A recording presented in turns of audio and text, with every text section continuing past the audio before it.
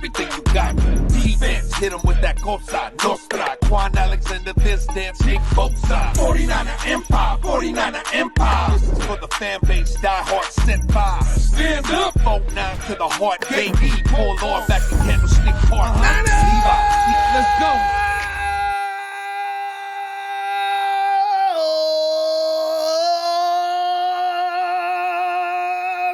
Fam, if you're like me, you're still singing ooh la la, ooh la la la la. We have been like, you really get in touch with yourself this year, don't you? Last week we're crying our eyes out. Well, I don't know. It was not really a good feeling to lose. Fam, we have gotten to the point now. Losing is something that just, it has huge impact. Year before last, losing was a normal thing. We went into games knowing we were going to lose. And now, this. 5 times.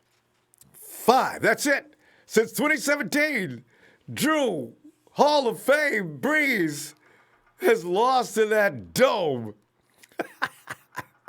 And then suddenly, here comes this young upstart and whippersnapper named Jimmy G and beat that butt, looked him straight in the eye, toe-to-toe with the champ.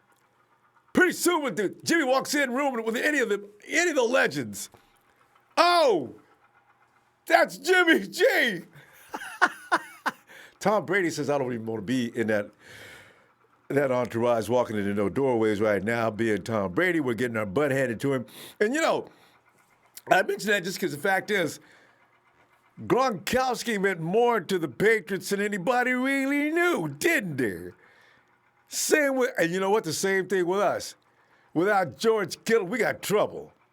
But, fam, we got some other people we got to be out of. Shannon already announced that Weston Richburg tore that patella tendon, and he will miss the rest of the season. That's a huge blow, as Richburg was having a great year. Ben Garland came in, and did you see the press conference? So Ben Garland came in and did a number of great plays. Drake, you can't hear me, can you? Ben Garland came in and did a great job. Shannon said he had several great plays during the course of that game. We might be okay with him. I don't know how many more centers we got besides Ben Garland, though. This is a tough guy. This guy's, what branch of the service is this guy's a military tough guy, though. So I got to feel we'll be okay with him. Because he is going to be the center spot for this upcoming weekend beyond. Richard Sherm is not, he's going to set to miss a couple of weeks after going for an MRI on his injured hamstring. Defensive end D Ford also re-injured his hamstring. Here's the thing about hamstrings. That can last for 2 weeks or 2 months. This is a problem with that. But you know, Sherm, now D Ford, I don't know what's going on with him. Sherm will be back for the Hawks game. You could almost lay odds or bet on that Sherm will be back. We playing the Hawks. Rich, have you gotten past what did the medical examiner say? Coach, we ain't going to even talk about what the medical examiner said. You know I'm playing, right? We ain't going to have this conversation. I already know what's going to happen there. So, but I am worried about D4. And I've noticed people mentioning in the chat, is it time to draft another DE? Next year, can you see it? Hey, here's the thing. Will we be complaining like we have been for the last 4 or 5 years? Oh, no, not another defensive end, no.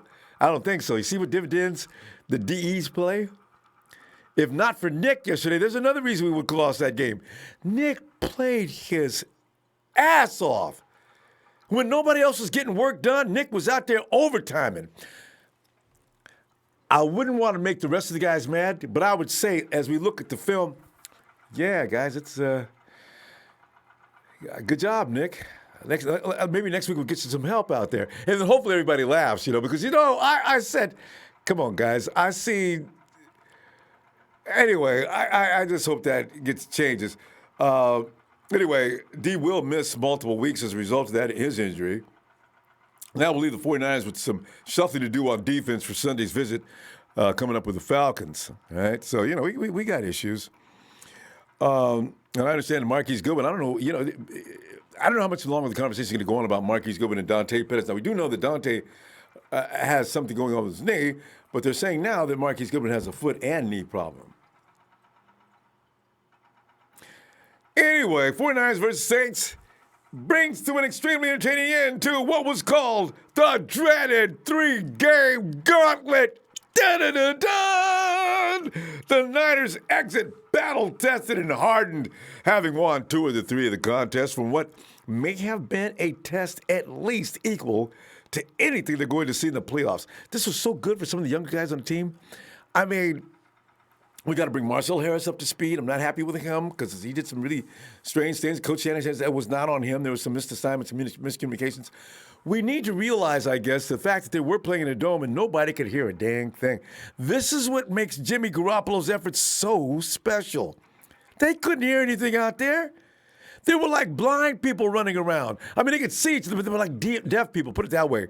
They were running around there just feeling their way through. And fortunately, they did. We need to be glad that that tight end for the Saints left, though. 49ers did the right thing, though. Knock him the heck out, or we're going to have trouble because they couldn't guard him. Anyway, let's get on to the grading pass offense. Yeah, ain't no doubt about it. They get above average, go to the head of the class. Jimmy G, marquee game of the season, 4 touchdown passes, 349 yards, and a game-winning last-minute drive. He was dialed in from the word go. Threading past the E-Man Sanders, who started up 7 catches, 157 yards, a TD on 75-yard bomb. Take a bow, E-Man. George Kittle. The man has a place one day in the distant future as Odin looks down and puts him in his hand and brings him up to the halls of Valhalla. This is one of the most epic. You've seen Warriors in your lifetime watching football. George Kittle is a standout demon. And George came through, that's per usual, with him, a game-saving play, a 39-yard reception on 4th and 2 to highlight his day. 6 catches, 67 yards of bone grinding. And that's just part of what George Kittle gets done on a daily. George was out there making everything else work as well. This is the thing about a one-man record machine. If a tight end was ever eligible to get the MVP, that tight end's name would be George Kittle. There ain't no doubt about it. Kendrick Bourne, who has to be the NFL's most underrated red zone threat, produced 2 TDs in true Kendrick fashion. Whew. Bam. Boy, Kendrick is about as hip-hop. Boy. The 49ers 2019 second-round draft pick continues to prove he was absolutely the right choice. Deebo Samuel came through big, 76 receiving yards, 33 rushing yards. Also honorable mention to E-Man Sanders getting things done outside of his job description by tossing that 35-yard touchdown pass to Raheem Mostert. We are not worthy. E-Man, we are not worthy. Man, needless to say, the passing game was on point, man. The run offense, yes, another outstanding performance. No short of highlights in this category. Even Jimmy G showed off some fast feet to convert on 3rd and 2 on the 4th quarter field goal drive. Mostert's encore to last week's career best game featured him not only catching that Sanders surprise, here it comes shot, but Haim produced 69 yards on 10 carries. You can do the math. Yeah, it's all right. 7 yards per man. Matty B is being brought back slowly from a 3-week break, which saw him rack up 54 yards on just 9 carries, starting with a 28-yard run. Matty B looked like he was in Matty B form on that first run. But Kyle says, bring him along slowly. Take it easy. Take it easy. No injuries. I need him. I need him. According to Cam Jordan had something to say about all this, too. Cam says they ended up with over $150 on the ground. Whether that's Jimmy G scrambling Whether that's the 15 running backs that they have in the backfield. Cam, but it's running so hard that Cam thought we had more than 3 running backs. It's something that we knew coming and that we were going to have to stop, unquote. Gam. I got news for you. It was 162 yards. Get off that $150, man. Against your third-ranked Russian defense. And where is Tyrese? Tyrese, you up in here? Boy. Here's where things go south on the day, though, fam. Pass defense, nothing nice in this category, but you know what, though? We're talking about Drew Brees, okay? DB pass, DB pass for 5 touchdowns. The first 4 coming on their initial possessions, and the last one could have doomed the 49ers playoff fate. Brees with that quick trigger helped him avoid getting sacked. I'm trying to understand, how'd the Falcons get Brees? That kind of worries me, you know what? It could be a thing that, an interconference thing, you know, because we have no problem, we have no business struggling with the Cardinals either, but we did twice. So, well, the score was not indicative of what was going on in that game, but that could be one of those interconference things. Nick Bosa is probably the only reason why this grade could actually easily be a fail. You know what I mean? Because the 49ers, it's going to be the worst it is the worst of the season, no doubt about it. But Nick played more than real well to get 2 hits on Brees and break up a pass. Boy, Nick is getting good at that. Timing that leap and knocking passes. What if he would have picked that off? Marcel Harris, Kowalski team's replacement at strong safety, struggled in coverage mightily, to say the least. That is from most people's assessments. Now, Kyle's not throwing Marcel under the bus, as he never does. But Marcel's got some things to look at and see if he can make some adjustments. The coaches will probably work pretty hard on him in this next week because he's a good football player. He just needs to get a few things straight. In fact, he needs to learn to read and react a little differently. He missed some tackles, too, which is uncharacteristic of him. But that was a lot. You know, that was really... Richard Sherman, hamstring, and K'Wan Williams, concussion to injuries is a concern that carries over to next week. Spoon played well outside from that dropped interception on the Saints' final drive that would have ended the drama right now. Oh, God, that was scary. That's all right. Spoon, we're going to need him next week because it's going to be him and E-Man Mosley to handle the secondary. The run defense was only average. Drew Brees, you know, here's the thing. And that Drew Brees dove over for a 1-yard touchdown with no defender backing up DJ Jones made every damn body mad. As Niner Mike pointed out last night, dude's been doing that for how many years, okay? You know he's going to do it. Somebody get ready to knock the ball out of his hand or knock Drew back into the next dimension. Scored touchdown.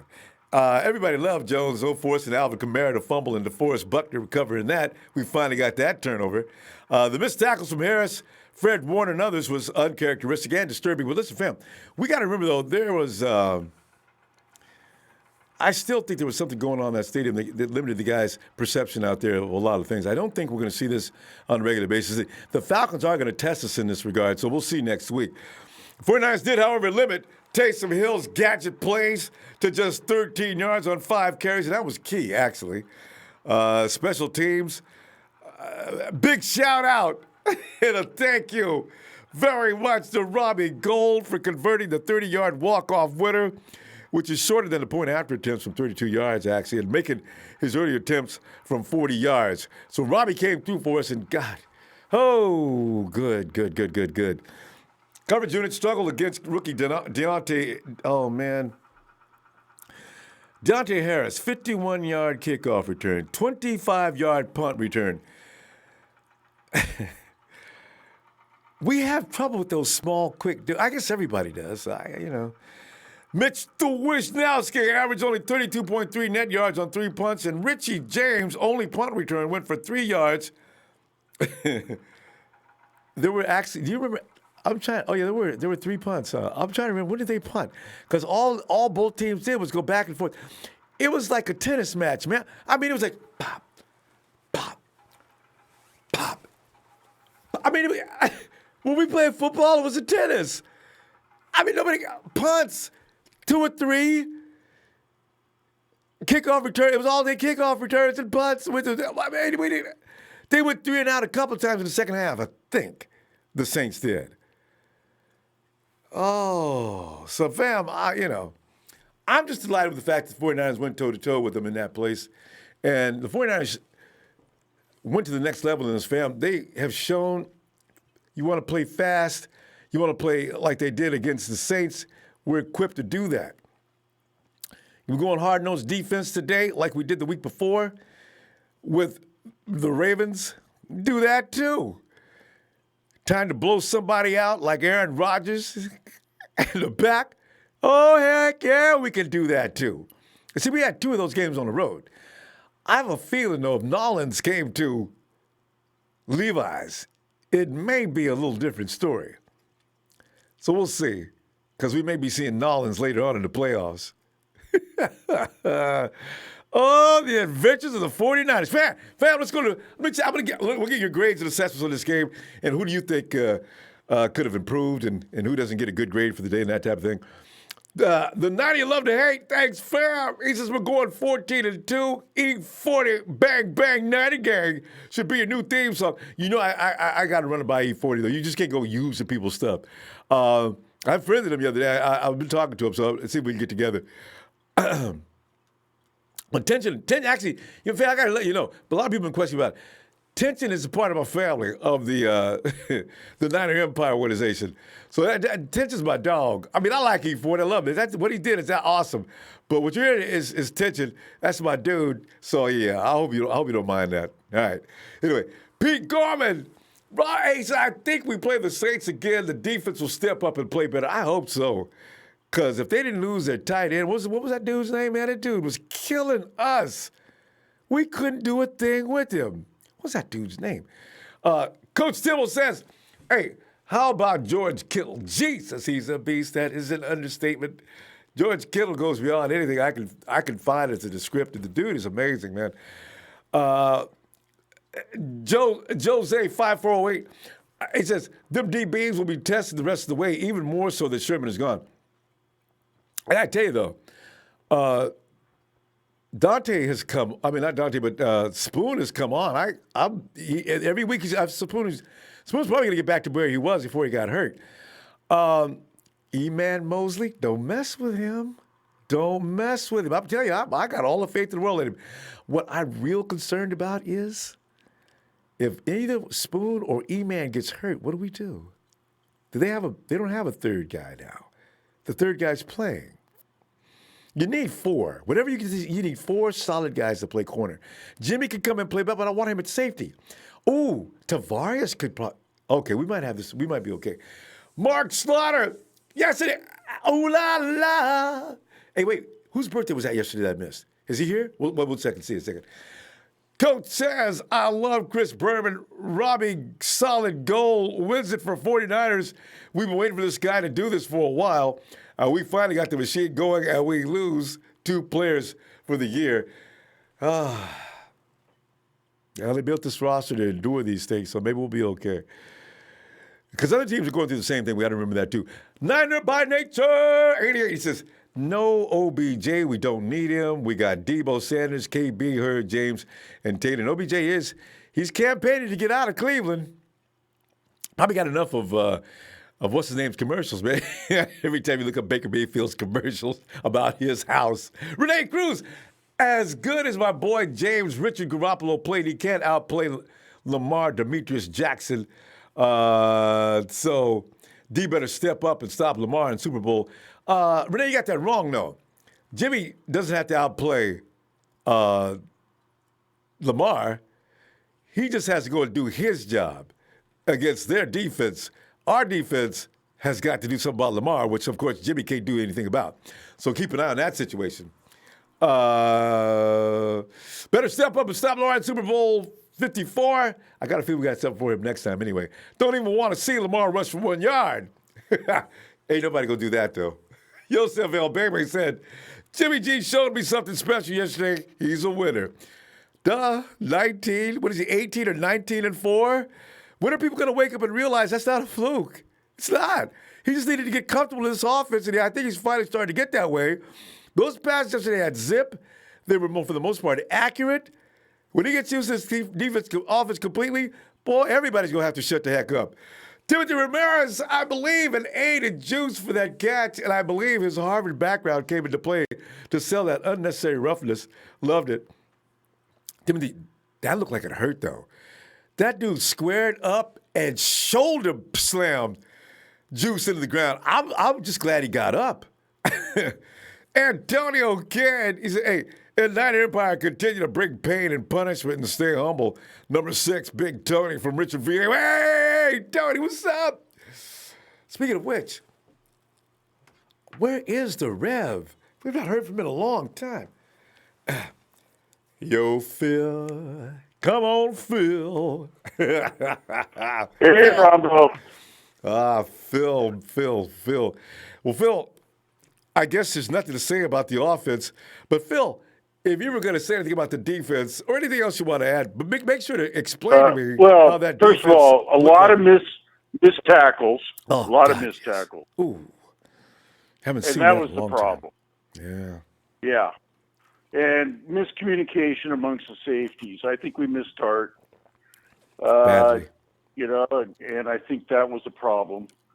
You know, you listen to Sean Payton, he thought, oh, the refs were so bad against him again. Phil. Wait, let me do crying this. like a baby. Let me do the Sean Payton. Walking up and down the sidelines with my arms stretched out. Yeah. Just, But you know what? He didn't even know the rule. He didn't even know the rule that a fake punt. And how many You years can't has he have been in the pass league? interference. He's Part of been the in the league rules committee. 15, 20. How long has Peyton been coaching? He's Give me part a of break, the rules Sean. committee. Oh, he's on the rules committee. Oh, my Yes. God. Okay. I'm done with Sean's God, crying. I mean, he's crying. And then, you know, once again this morning, Whitlock didn't like Jimmy G. He's still against him. I've not no seen matter it what. yet. Mm-hmm. Oh, Well, yeah. That's You'll good. see it. Yeah. And I keep hating. But, you know, I just, you know, I thought it was good for the offense. I'm so thankful that we got Emmanuel Sanders. Ooh. He is a player. Oh, yeah. And You'd be in trouble otherwise. I think that was a big difference. Now we got Debo, Emmanuel, and George. We're pretty much set on that. Kendrick in the red zone. Who would have thought? We got we got Breida and Mostert and TC in the backfield, and I mean we're solid. I'm sad about losing our center. The injuries are starting to pile up. Yes. Um, And the ones that are not coming back are the worst. You know, Yeah. Sherm is coming back. D Ford is coming Well, back. Sherm will be back for Seattle. You know that. Yeah. D will be back for the playoffs. I don't want to see him But before I'm not then. too worried about that because we got a man, Mosley and Spoon. Yeah. So they'll we're be good fine. at corner. They'll be fine. You know, we're good. And, you know, Atlanta just lost their number 2 receiver. Ridley. Yeah. And they lost another Ridley, guy, too. And they lost their best corner, Yeah. Trufant. So, you know, I mean, everybody's injured this time of year. So, See, it but, breaks you know, even. I just want to tell the Empire, here's the situation. We've got 3 games left. We've got Atlanta here. We've got the Rams here, and we got Seattle on the road. We have to split between Atlanta and the Rams and beat Seattle, and we've got home field throughout the playoffs. That's the scenario. Yeah, I think the Rams are playing a little better football, so they look a lot better. And actually, golf's getting a little more protection. I mean, it'd be great to just beat Atlanta, and then all we have to do is beat Seattle up at Seattle. I still think they'll and beat then the we've got Rams. home field throughout the playoffs. I think we're going to win all 3, but because Kyle Shanahan, you know, but the scenario is we can afford a loss. We can afford one over loss. these next 2 games. Yeah. Because we've got the tiebreaker against Green Bay. We got the tiebreaker against New Orleans. Yeah. and Cowboys are just out of it. Oh, it doesn't matter. So- They shouldn't even be in it. Yeah. You know. Hey, Phil, let me ask you though. You saw Kyle Shanahan expand that playbook yesterday to some areas which we probably didn't expect. Are we going to see Kyle get into it now? Because we went 2 years of training people. That was shocking yesterday with the things he was doing. I think you're going to see Kyle expand it for Seattle game, but I don't think he's going to push it for Atlanta. I think we can or the Rams without, or the Rams. And Paul So and Phil. He's going to save it for the playoffs as much as he can. Yeah. And Phil, one more thing though. Did you see Sean's face? You know that one play that Kyle pulled? I think that one that involved Juice in that pitch out. Do you know that's out of the Sean Payton playbook? Yeah. Could you see Sean's on the side? But Juice took a hell of a hit. Oh, he took a hell of a hit when he pitched that ball. And yeah, they smacked him. And Phil, I tell you what. Overall, I think was it an A game or a B minus? Well, I think it was an A game for the offense. I think that was a coming out party for them. Okay. I think it was a B, maybe a C game for the defense. I think they missed a lot of tackles. All right. We heard you on that one. I just want to get the grades, Phil, because we're way out of time. Let's see you later on in the week, okay? All right, Phil. All right, Ronbo. All right, have a great later. night. And it's got, hey, Dre. Yo. Dre, tonight we had fun last night with the emotions. Tonight, Dre, we break it down. Dre, where did we look good? Where do we need improvement? Grades. And where is anybody seen? Anybody seen Tyrese paging for me? Go ahead, Dre. Oh man, Dre, do we lose Dre?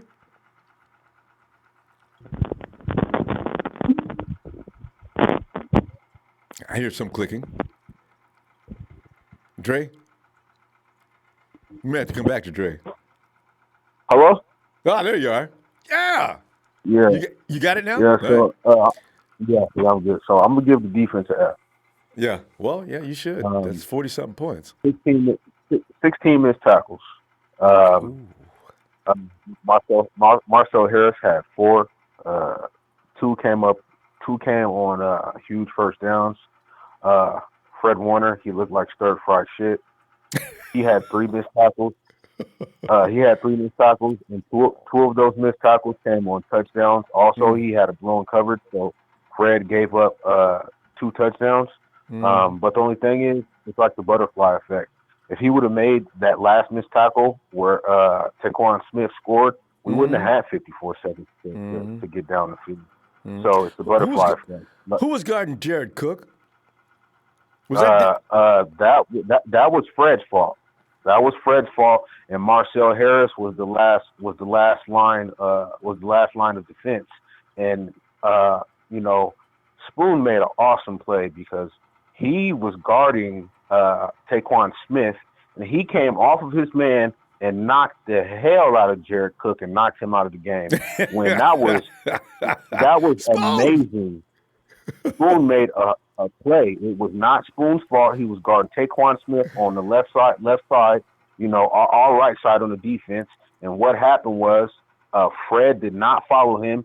He lost coverage. Marcel's ass just got burnt over the damn top, and Spoon came and made an awesome play. That was an awesome play, and that should have been counted as a touchdown. You have to maintain full coverage of the ball when you go down to the ground in the end zone. So that was a touchdown that they gave to them. Also, back to the missed tackles. Like I said, Fred, horrible. We had Spoon. He had 2 missed tackles. We had Sherm. He had 2 missed tackles. It was just missed tackle after missed tackle after missed tackle. Also, surprisingly, Bosa had 3 missed tackles. So I saw that one. He got beat though. It was too late when he got there. But yeah, you still put it on his book though. So the thing is, what we have to realize is we just faced the highest graded and the three best offensive lines 3 times in a row. That is Green Bay. They have three Pro Bowl guys, and Nick Bosa just pushed one of them back into tearing his knee up. Totally bullied him, Bakhtiari. And then you have the Ravens, which they have 3 Pro Bowlers on their line. And then, you have the New Orleans Saints, which they have 3 Pro Bowlers, damn near close to 4 probably. So we faced the toughest offensive lines in the league. Things should get back to normal. I think K1 will be okay. I think E-Man, I think E-Man and Spoon lucked out with Calvin Ridley being out for the season. The only thing that bothers me is Austin Hooper, man. That guy's a baller. Okay, it's clear that we. No. Fred's gonna have a good game next week. This is his one bad day. Okay, Austin Hooper's not gonna have a game. Yeah. I mean that. I'm doing this analysis based off of what I've seen from the last 2 weeks. We had problems with Heaton over there with the Ravens, that tight end. Then we had problems with Jared Cook. Oh, so this is just based off of those analyses. Austin Hooper is not fast as Jared Cook, but he's big. That man runs like a 4.5, but he's a big target. So this week, I would have all of my GBs and all of my linebackers just working on coverage and tackles. There you go. All right, Drake. We're going to continue this Friday. We get ready to go. What's going to be? Yeah. Hey, one more thing, man. Shout out to Kendrick Bourne, man. Huh? Shout out to Kendrick Bourne. 27 receptions. Yeah. 24 of his 27 receptions come on first downs and touchdowns, and guess who leads the team in touchdown receptions? Again. Mr. KB himself. Mr. I want to cut KB for Jordan Matthews. Y'all should kick yourself in the ASS. Man, shout out to the TNT fan, man. Trey Trash, Big Show, you know what I'm saying? Russo, Jerry Fresh, Shay Lewis, man. All the guys and my player partner, Will. It's time to remain faithful. Next man up. We're going to be all right. That's it. All right, Drake. All right. Talk to you later, fam. All right. And go ahead and bring in Brother James. James. Hey, what's up, Ronbo? James, man, we're just looking back and picking out things that need to be improved. When you're an 11-2 team, we got a right to say who needs to stop messing up. And we had some mess ups yesterday. 40-plus points. Talk about killing the 49ers average. Yeah, I'll tell you, once again, shout out to you for all that you do and the platform you provide, you and your technical staff there. And it's a joy. Thanks, and big shout out to the last caller. He touched on a lot of things that were true from yesterday's game. But I can say this much, though. One thing that I really took delight in seeing is the resiliency of them as a unit. Now, yes. I know that in the very first half, I think they played more snaps than they played all season. All year. True. I forgot and the thing about is, that. They were getting hit so quick. There were mistakes from that secondary as well as with the linebackers because Al Shazier was completely out of position on that first touchdown. Okay, where Akello had the tight end he had a receiver in the end zone, but Al Shazier was out of place. Okay, we got burned on that one. And it just was a gauntlet. And they were trying, sometimes when you see, you're not playing good, you might start playing out of position, trying to do too much instead of remaining disciplined. And so they got hit by a gauntlet yesterday. I give the defense, I will give them a C because of the missed tackles, like the other caller said, which was so true. It was a lot of missed tackles yesterday. And the thing about it, the good thing about it, the second half, they were able to slow them down some. But that first half, they were like, man, it was like a drive-through. It was like a drive-through where before you even put your order in, they got your food sitting there saying, just take it. I mean, it was rolling, man. But then, the most unbelievable part is the resilience of Jimmy G in that offense, man. This kid took an amazing step yesterday and would not be denied. Yeah, Sean Payton. Listen, Sean Payton was basically crying before he got on that podium. He was like, "Listen, I'm not in a good mood. You want a Answer no statement? questions. I ain't encouraged. Okay, I feel drained, and I mean, I thought he needed to go see the medical staff to get himself checked out. Man. Because bro, he was at the podium. I was like, maybe I ought to call New Orleans and ask them, have that medical staff on standby with that little vitals check kit, because Kyle is a Messed with his phenomenal mind. mastermind and a genius, man. And Kyle's right out now, there taking plays out of his book. Boy, he had to be mad as heck. Listen, that's football. You heard him say last week, oh yeah, nobody steals any plays from other teams. Nah, I'm just kidding. Everybody steals plays from everybody. They do. That's what he said when he was talking about Matt LaFleur in the Packers game. You know what I'm saying? When one of the reporters asked him, "Is it true that you take plays out of other guys from other people's teams and games?" And he said, "Nah, we don't do that." He said, "Of course we do. That's part of the game. Everybody steals plays from everybody." But the thing about it, it's just, what do you do with that play when it looks like it's going to be that play that you ran with Kyle Shanahan? He's going to throw a wrinkle in it where you won't believe that he could have ever done that with a player that you least expect. And it's just, look here, man, I can say this much. I think against the Falcons, they're going to play a whole lot better. I can guarantee you one thing. They're probably going to of course. They're probably going to keep Sherman out until that Sea Chickens game, when we go up there, where we can go in there and embarrass them, get the win, and know that it goes through Santa Clara. Any NFC playoffs will go through Santa Clara. Okay, and we will get a bye. So you hope, we will get the bye, and we'll be sitting there ready to go to Miami, hopefully. So with that bye week, resting up, healing up. Yes, sir. All right. It's gonna. They're gonna. Right now, man, this is cruise control. You can't take your foot off the gas for no reason. You just keep rolling with it. And I do believe whatever adversity we come up in against these next 4 teams we're going to play, or 5 teams we got to play. We will be ready. All right, James. We got to pull up. Ready, man. Yes, Thank you, Ronbo. All right, man. Thank you for what you do. Have a blessed evening. We're rolling, y'all. Yes, sir. I'm going to have some things before the end of the weekend. Be blessed, man. Thank you. Thanks, James. You too. Talk to you later. And I see Guerrero. I said Manguea. I said Manguea. I said Manguea. Okay, Guerrero. Okay. You know how to call in, don't you? You got the Ronbo Sports app, don't you? Because we got the phone number and the PIN number in there. All right. It's free. Download that and you get all the info. Call on in there. I'll be looking for you. All right. And then there's Rick Rude. Hey, and Guerrero, thanks for the contribution, fam.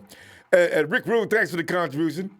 He says, I'm going to allow one bad game from the D. I'll chalk it up to having a hangover from the physicality of the Ravens game. Now, many people have said that already, too.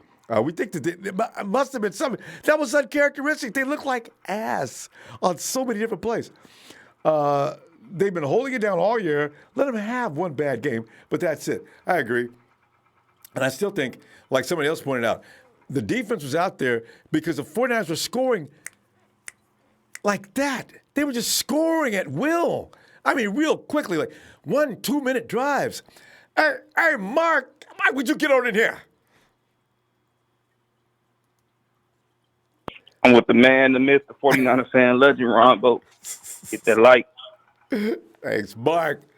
Well, Mark, last time was an emotional delivery from everybody. Yeah. Today, Mark, we're looking at things that need to be improved. Since we're that good now, we don't want anything to hold us back.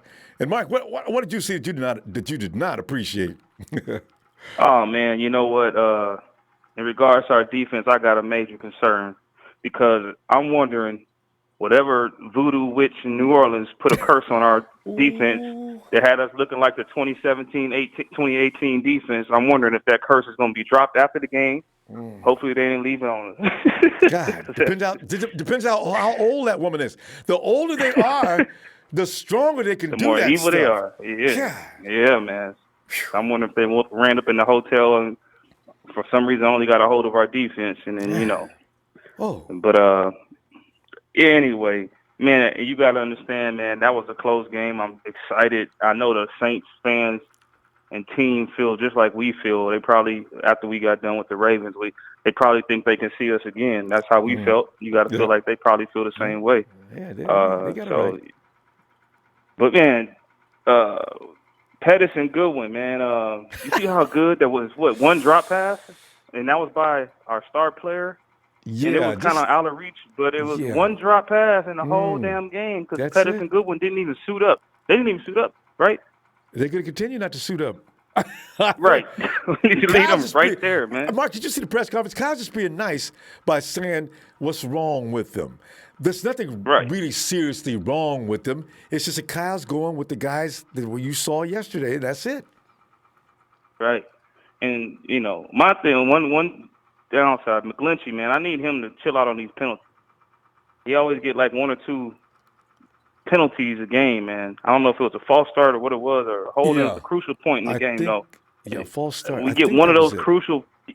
Yeah, we get one of these crucial penalties from him every game. You know what I'm saying? That's really my only, downside on the offense, man. Other than that, the defense just gotta. I just hope they can recover, man. I really think we're gonna be all right, but I don't know. They can't hear in there, Mark. Actually, when you think about it, they did pretty good on the penalties. If you keep in mind that loud, Kyle said it was louder than he remembers, and he's been in there how many times? It was loud. And that we would stay that disciplined on a silent count. That's impressive. But they got to do better next week because we're at home. No it was just at a crucial point. I forgot one point. It was like a third. It was a crucial point where. But other than that, man, we played good, man, and we showed some resiliency, man. We did what nobody thought we could do, man. We went toe to toe. I said it last night, man, and I'm excited. I do want to make sure that, and I'm sure Kyle got this covered. I don't think the Falcons game is going to be a trap game. We got to understand this is his former team. If anything, everybody's going to be pumped up to put it to him. So I don't think we got to worry about this being a trap game at all. I think we're going to, we're going to bring it. If anything, we're going to bring it, man. So and bring it hard, too. 49ers want that field position, even though they're going to act like it's no big deal. But good and well they want that field position, and that requires beating the Falcons. Yeah.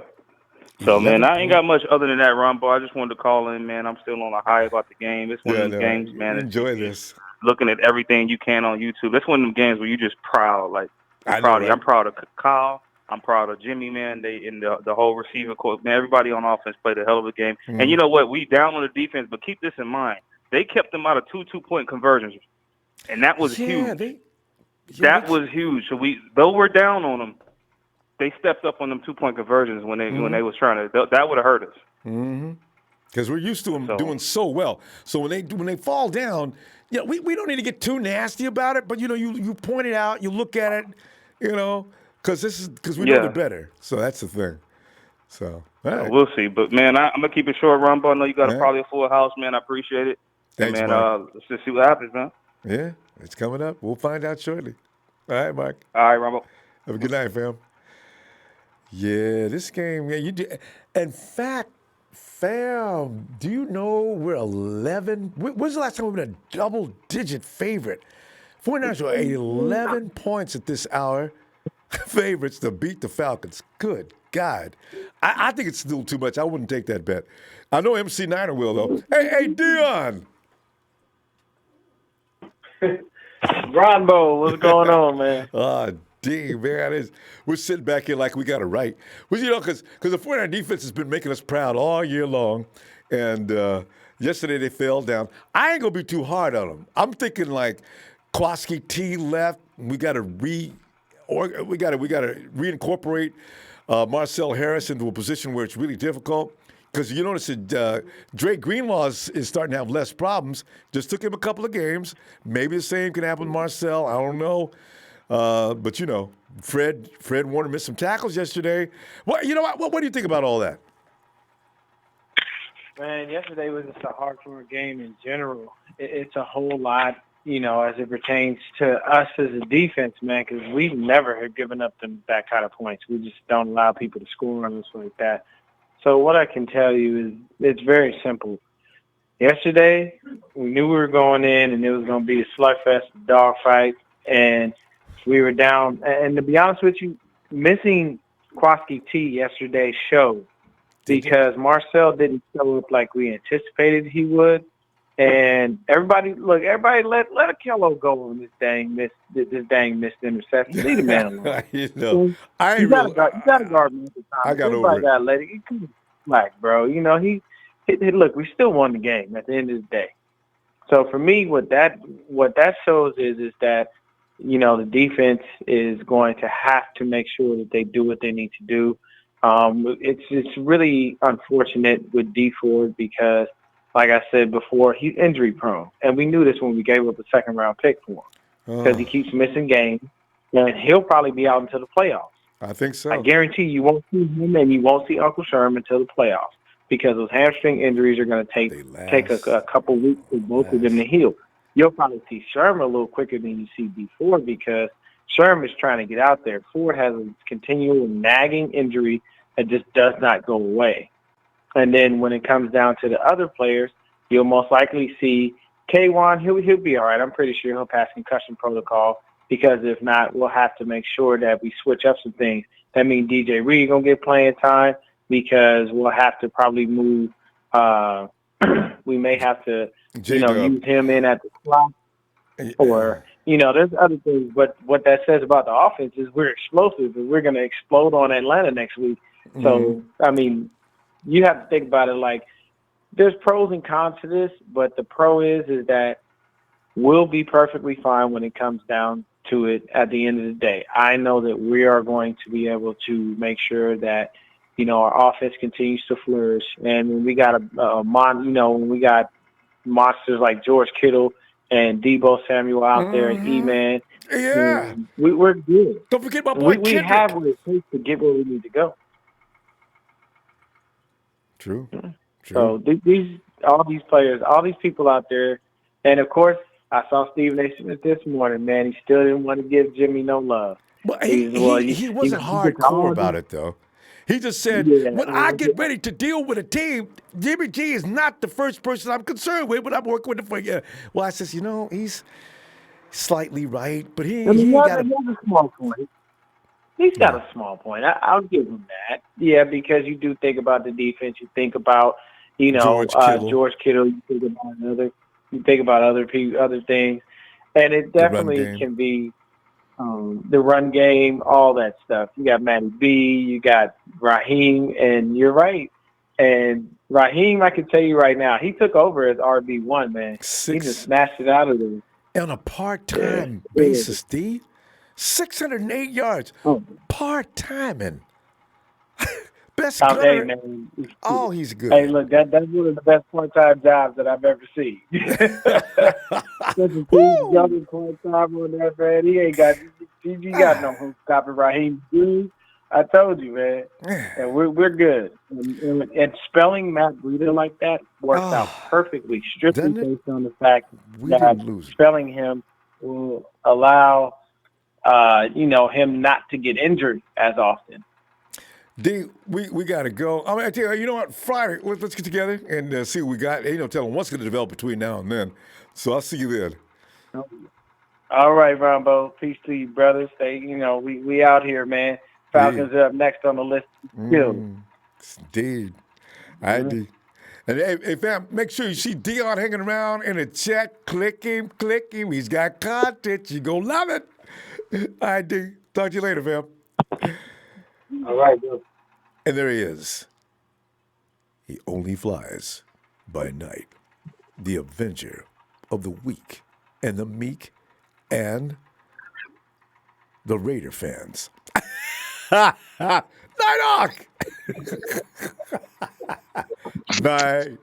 Night Hawk. Night Hawk. Man.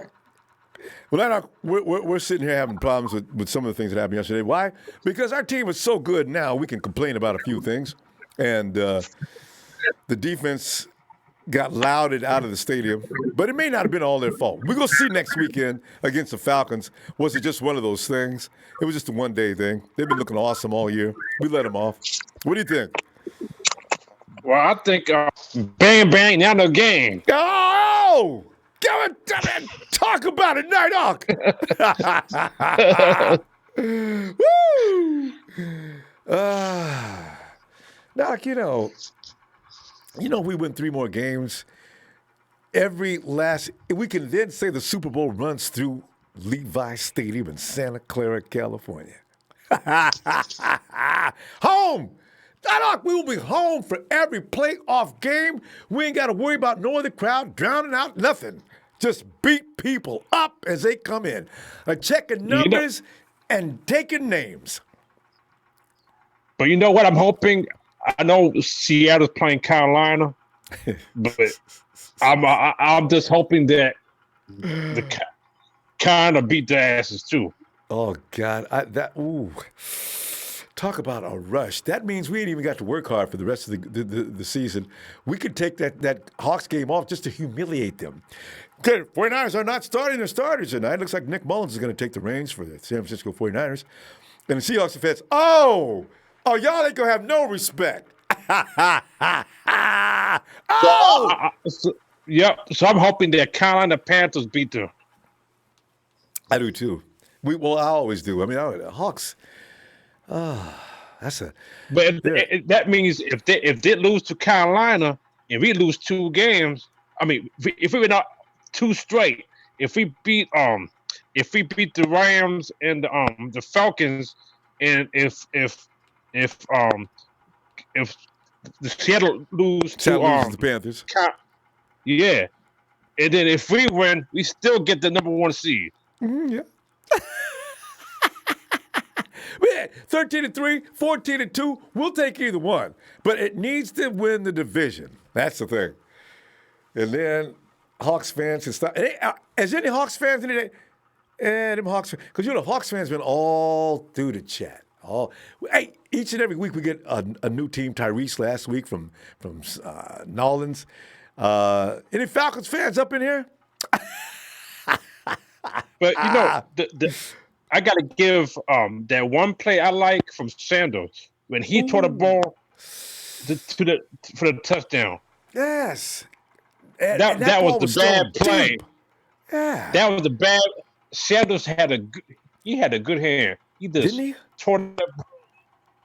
He threw that bomb way downfield. It was accurate. Actually, I don't even think he pulled up.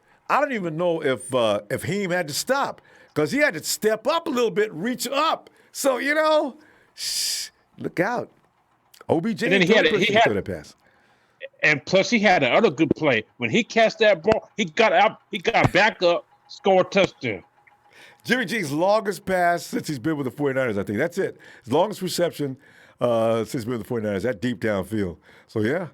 You know what? I got Jimmy G. I keep on telling everybody, he's not porn star Jimmy. He's Jimmy G. That's what Stephen A. said. Stephen A. started out by saying that today. He says, well, I'm going to take a break on calling him porn star Jimmy. He was Jimmy G. He had a great game. I got respect for the brother. But, and then he went on to say the other things he said. He was nice to Jimmy. He started out nice, but y'all can't blame me for I need to see more. And I sat there, there thinking, Stephen A., but he's right. He needs to see, Jimmy needs to do that a couple more times, and then everybody got to let him alone. Even that fat-haired Jason Whitlock. But go ahead. But I'm telling you, man, and Kittle, I can't say anything about him. Yeah, ain't he special? That is a bad. I mean, he had 3 guys on him, and he was just fighting. He's like, come on. He said, you motherfucker, come with me. I got you. Hey, Laddock, did you check him out? They was all up in his face mask, right? Kittle, do you know Kittle dragged him 17 yards with them dudes holding on to his face mask? Kittle was just, He's just still going down the field. One dude came in and dived in and they got 3 dudes to bring that monster down. Charge! God! I give the offense A plus. And you shoot at Nighthawk. Now we run out of time. Now we gonna go. Before I go, in defense, they did okay. They did okay. Yeah, they can do better though. Nighthawk, I'm gonna see you Friday. Give me a shout out. You know I will. Nighthawk for the Nighthawk. Hit that light. Bang, bang, bang. Not again. Out. Nighthawk. Oh, man. And my boy Joe Tess 09. Thanks, Joe. Joe's got them pairs, boy, they be working. Oh. And 360 Bremerton, Washington. Come on in, Bremerton, Washington. Hey, how you doing, Ronbo? As a person would be after beating the almighty Saints by our Hall of Famer, Drew Brees. What are you thinking? Right. That's my ex-wife's team. I'm real happy we beat them too. It makes it all more sweeter. But we had some issues. Check it out. Ronbo. If I just, what is your name? I love you. My name is Keith. Keith Costa. Yeah, what's up? Keith, hey, Keith. My brother's name is Keith. So check it out. I know time is short, and I want to give everybody the respect that they deserve. And so I'm just going to tell you a little bit about me. I'm a lifelong fan. I watch games with Bill Walsh on the sidelines. Okay? Ooh, all right, Keith. Next thing I want to let you know is you got an amazing, knowledgeable fan base calling into your show all the time, every day. And I enjoy listening to their perspectives.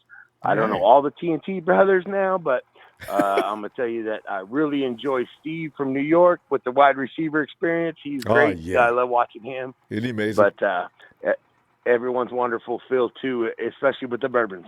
I'm going to say that you do a great service. You do a great service to the fan base. Thanks, and I want to say that if I ever had a chance to bet on Nighthawk or Stephen A. Smith, I would take Nighthawk in a landslide. Get him. Second thing is, I want to just say that all the props to the offense lately with Jimmy G and everybody else, Kyle Shanahan too, amazing. He went tit for tat with Sean Payton, and that was amazing. But some of your callers yesterday spoke about this. I'm going to quote it. We had enough time. I haven't felt that way since Montana was taking snaps, and I felt that way yesterday. We had enough time to win that game with 53 seconds, and that's amazing. And so, yeah, Stephen A. Smith can kiss it, basically. So, but I'm gonna say I need a raw. I'm gonna need a raw shout out from you real quick. You got it. Niners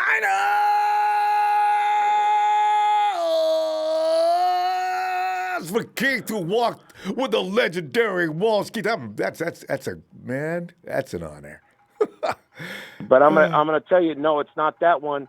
It's the one I got to put people on notice about. Ronbo, unfortunately, it's you too. I gotta put some of the callers yesterday on notice too, and I'm going to tell you why.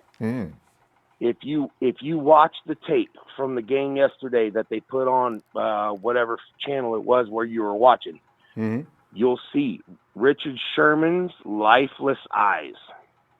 He was not there. He was not there from snap one. He was hurt. Now, I will give everyone all the possibility to talk about the fact that if you can't help your team, you don't go. However, he was trying to play through it. I hate Sherman with a passion. As a 49er fan, I wanted to file down my turkey bone and shiv him with it in the middle of the field. But the point of the matter is he came in and he made people around him better. He earned my respect that way. True. So when you look at that from the beginning, he was not healthy. You look at the fact that because of Jimmy Garoppolo's success, they had quick turnaround, touchdowns. The defense didn't rest. They faced 5 quality opponents in this last 6 games, whether it was top, 5 offenses or mobile quarterbacks. Okay. Then you count in injuries to the defense. Tart was a big loss. DeFord was a big loss. Okay. And then you count in the fact that they were playing with some heavy hearts. Okay. Solomon Thomas obviously lost a sister. The Yorks lost a brother. It was all coinciding in the same time. The defense has Solomon Thomas's ear. If you look at all of that, okay, you cannot blame Marcel Harris for coming in and going against a quarterback like Drew Brees, okay, and failing a little bit. Richard Sherman came in and played maybe when he shouldn't have, but he gave it his best. And that's why they call him Uncle Sherm. Okay? Good stuff. That being said, this is a beautiful team. These guys play for each other. That's why they gave the game balls to the Yorks at the end of the game. And I don't think that as much as they try not to listen to the press, I think the press that hurts them the most is when the fans come after them. And I think that's why we should be like they are in the locker room and say, we support you. Good game, bad game, we support you. It's never anybody's fault. Yeah. We're proud to be able to pick up the slack. That's a good point, Keith. That really is. And I've watered down all my. I say nothing but love when I'm saying anything about anybody on our team. But yeah, you're right. But anyway, Keith, listen, we're going to be out of time. It really is great to meet you. I'd love to hear from you again as soon as possible. In fact, why don't you drop me a note at ronbosports@gmail.com when you get a chance, would you? That'd be great. You guys are beautiful. Thank you so much. Thank you, Keith. Have a great night. Yeah. All right. Bye-bye. Keith out of Washington. All right, let's move on over to Kay Hendricks real quick. Hey, Kay Hendricks. Yo, what's good with you, man? What's poppin' there, everybody? Kay, What's man, up? we just digested all this, man. 11-2. Come on, man. We haven't been 11-2. You know this is the best start the 49ers have had since 1997. Whew. God. See, man, here's the thing, Ronbo. I'm gonna get straight to it tonight, man. I've been telling everybody since the summertime what was gonna happen during the season. Everybody laughed at me. Yep. Now that we like this Jimmy G this and that, Jimmy this and that. I ain't trying to hear it no more, man. My boy got 3,245 yards. He's fourth in TDs right now. Only 11 interceptions, and he got a QBR of 60.1, man. My boy balling right now, man. You can't tell me nothing else. Okay. Can't tell me nothing else, man. I got a feeling it had something to do with just concentrating on a handful of receivers, stop wasting practice, throwing to 13 people, just throw to them 5 or 6 or 4 or 5 guys and let them get razor sharp. And that's why partly what we saw yesterday. And it's going to get better each and every week. They going to turn into one fighting unit. Oh yeah, we only getting better, man. That's what I like about this team, man. And I think we doing it for Jay York, man. This organization, man. It's a family. It's a brotherhood, man. That's what I like about this team. It's no. Oh, my ego is bigger than yours, man. Nah, we don't have I like that. this team. Yeah. John Lynch knows everybody been discrediting John Lynch for the way he drafts, man, but people don't understand, man. The late round picks are really the ones who want to play in the NFL, man. Almost always. That's what I like about the 49ers, man, because we look more into the late draft picks, more into the we look more into the late draft picks more than we do into the first rounders. That's and we draft to build the defense, man. And Kay, you know what? I think that you know how Billy Ball, Beanball, you know how they use. If you overdo analytics, Kay, if you and I walked out to 20 high schools and 20 colleges, we should come back with a handful of dudes that nobody's paying attention to, and you need to be able to see the potential in that player because there's some great. Look at George Kittle. That's what John Lynch is doing. Who knew George Kittle was George this? Kittle came from Iowa. Is that the college he came from? Right? Anybody expect George Kittle to ball out like that, Ronbo? They weren't even throwing the ball to him. He was a blocking tight end with speed. He does it all, man. He has the speed of an average wide receiver. He blocks. He makes it easy for Jimmy Garoppolo, man. That's He's a tough guy too. If George Kittle, and this what's scary about it, Ronbo. George Kittle is not even in his prime yet, man. This is only the beginning, man. Yeah, I thought So about just that. His third year? Shoot, Georgia's ceiling hasn't been hit. Wait, ooh, wee. yeah, man. But I'm not too worried about I'm not stressing about Week 17 when we play Seattle because yesterday they just proved that, man, the Seattle's in trouble, man. That's all I can really say about that game. Deepwater and Richard Sherman, I believe, are out for 2 weeks, so they should be back when we play Seattle. If not, that game, if they don't play against Seattle, I know they'll be back for the playoffs. Yeah, that's for sure. But man, I'm gonna give this defense. I'm gonna give them a C minus because people got to think about it, man. We played in a loud crowd yesterday. True. We around voodoo. We around, crazy fans. They could barely hear each other through those mic helmets. So, those helmet microphones. I'm sorry. The only thing that I really stressed about yesterday was those missed tackles. We gotta execute on the tackles, man. Agreed. Got to. And another thing too, man. Somebody that was getting on my nerves yesterday was Sean Payton, man. Stephen A. made a point this morning. He made a point this morning. Stop. If you really study Sean Payton, man, he knows what he be doing, man. Why you be setting yourself up? He makes plays and then rely on the referees later. Nah, you're not slick, man. And Sean is going to end up having the referees bird dogging him. You know what? Okay, we out of time, though, fam. Let me see you Friday, huh? All right, one more thing, Ronbo. Y'all follow my page, man. Niner Wire, NINERWIRE, 9 Wire, man. I just made it a few days ago. All right. And by the way, and post up on the app. I'm gonna put a section up so everybody can put their page up so we can refer to it and get to it quickly because sometimes because you can't post up in the chat. So I'm gonna go ahead and put that up here a little bit and put that up there so we can all go click it and get to it. All right, K. Hendricks on the Ronbo app. Yeah. All right. Or, okay, I guess. Or send it to me email as well, and I'll post it up on all my media as well, social, Twitter and all that. All right, fam. Cool, man. You have a blessed night, man. You too, Kay. Appreciate you, fam. Have a good night. And here we go. And Not a Robot says Super Bowl bound. That is all.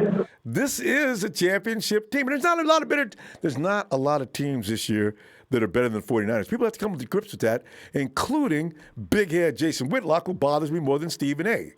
God, I'm sick of him. Hey, Mel, I'm on in here, Mel.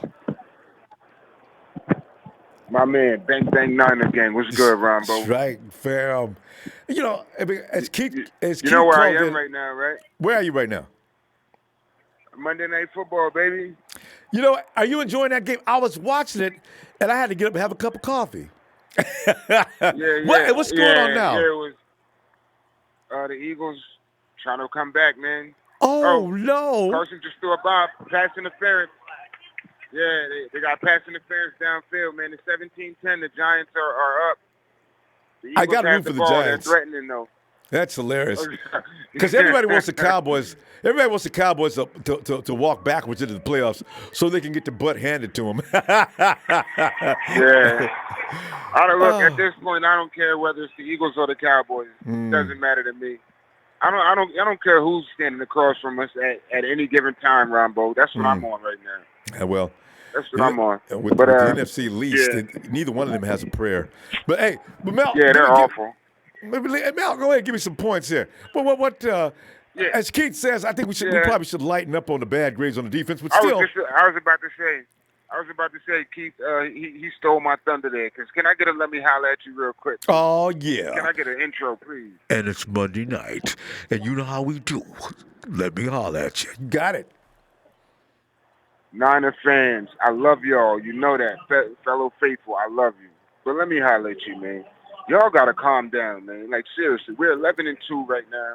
Our defense has been stellar all season long. It's a 16-game season. They're not going to be locked down 100% of the time. Things are going to happen. We have injuries over there. We're playing Drew Brees, and not just Drew Brees and the Saints team. We're playing a hungry Saints team who's trying to go into the playoffs with a number 1 seed. They're playing for something. Sean Payton is a great coach. Drew Brees is a great quarterback. They have a mixture of young guys and veterans. That wasn't a slouch team, man. Give our guys a break. Jeez Louise, we're coming off of a crazy game in Baltimore. I was there too.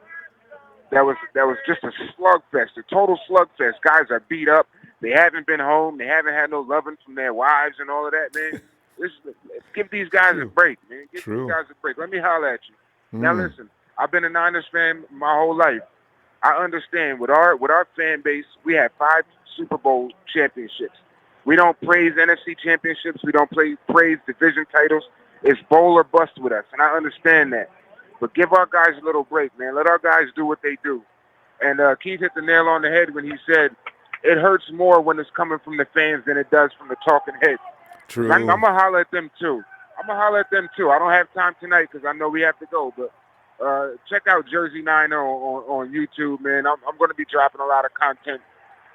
And I'm killing Stephen A. Smith, Jason Ham Sandwich Whitlock. Boy. All of them got to die. Oh. All of them got to die. I got to kill him. Skip Bayless got to go. We lose 2 games this season, and Skip Bayless tries to figure out how it's Terrell Owens' fault. Terrell Owens is the reason why the 49ers lost 2 games this year, and he's destroying the locker room. It's just that type of deal. They're against us, man, and it just is what it is. But that makes us stronger because we have each other. We're playing for each other. And that's how it should be. And, you know, I already tweeted them raggedy dudes yesterday. I couldn't wait. I got to look at all of them, though. I tweeted them before they even got started with their little stupid comments. But Jason Whitlock is just – Jason is a clown. Doubt. That is a clown. No doubt. Hey. No doubt. So he talked like he got lunch meat stuck in his throat, man. Gotta be. I can't stand Jason Whitlock. Oh, Like for real, isn't he annoying?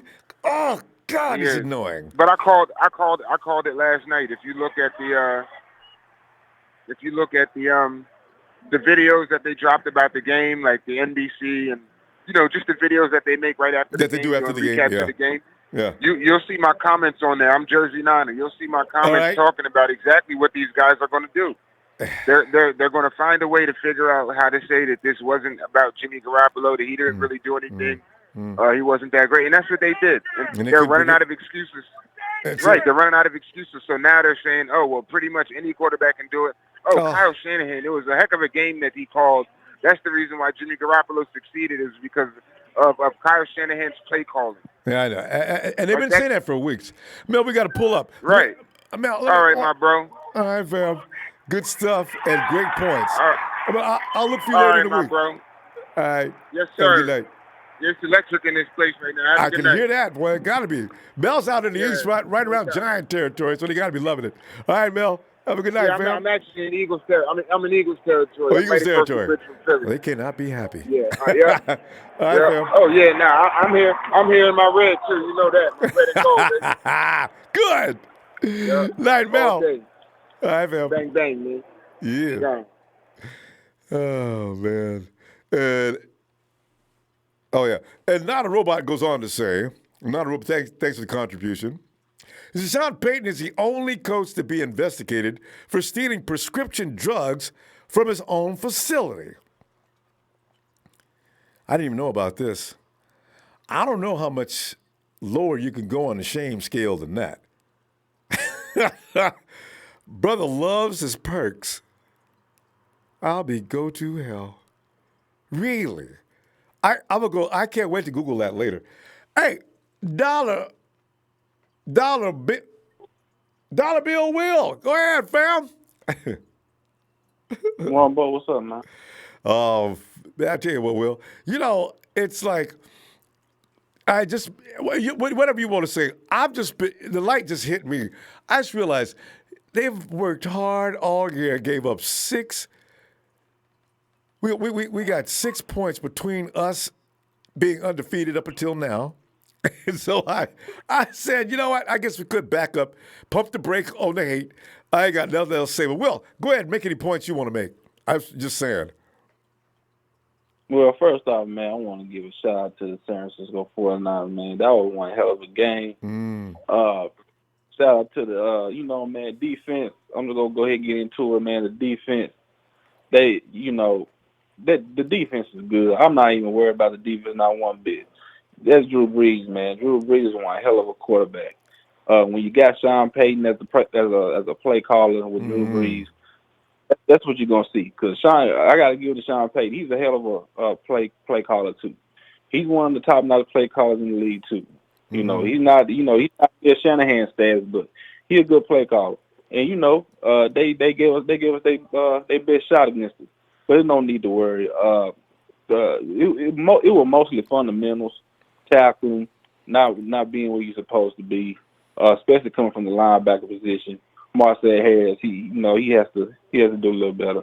He watched the film, he'll get it corrected. Sherman may be out for a couple of weeks. I'm not worried because you got Weatherspoon who's been playing at a high level all year, and you got Emmanuel Mosley. So the cornerback position, I'm not even worried about that. So we good, man. We good.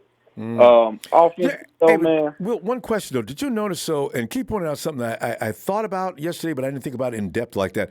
Sherman was not healthy. He put himself in a position where he couldn't really help us, but maybe he thought that he'd be better, he'd be the number one option, but they threw at Sherman over and over and over.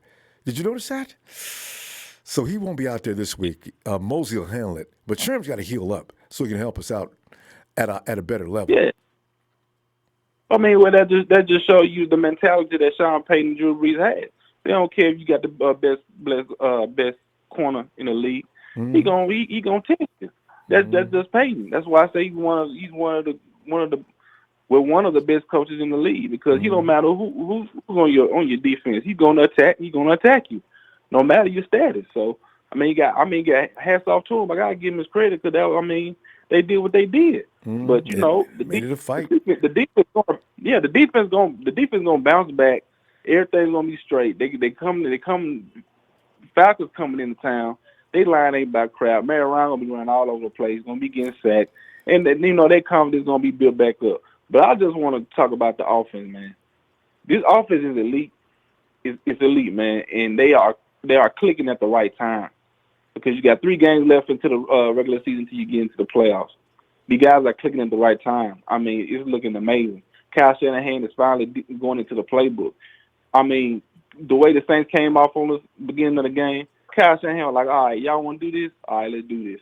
And he went into the playbook, man, and we ain't got to explain it. You seen what happened. Kyle went into the playbook, man. He got aggressive. He told Sean Payton, look, man, you better recognize the real play callers in this dome. And they did that, man.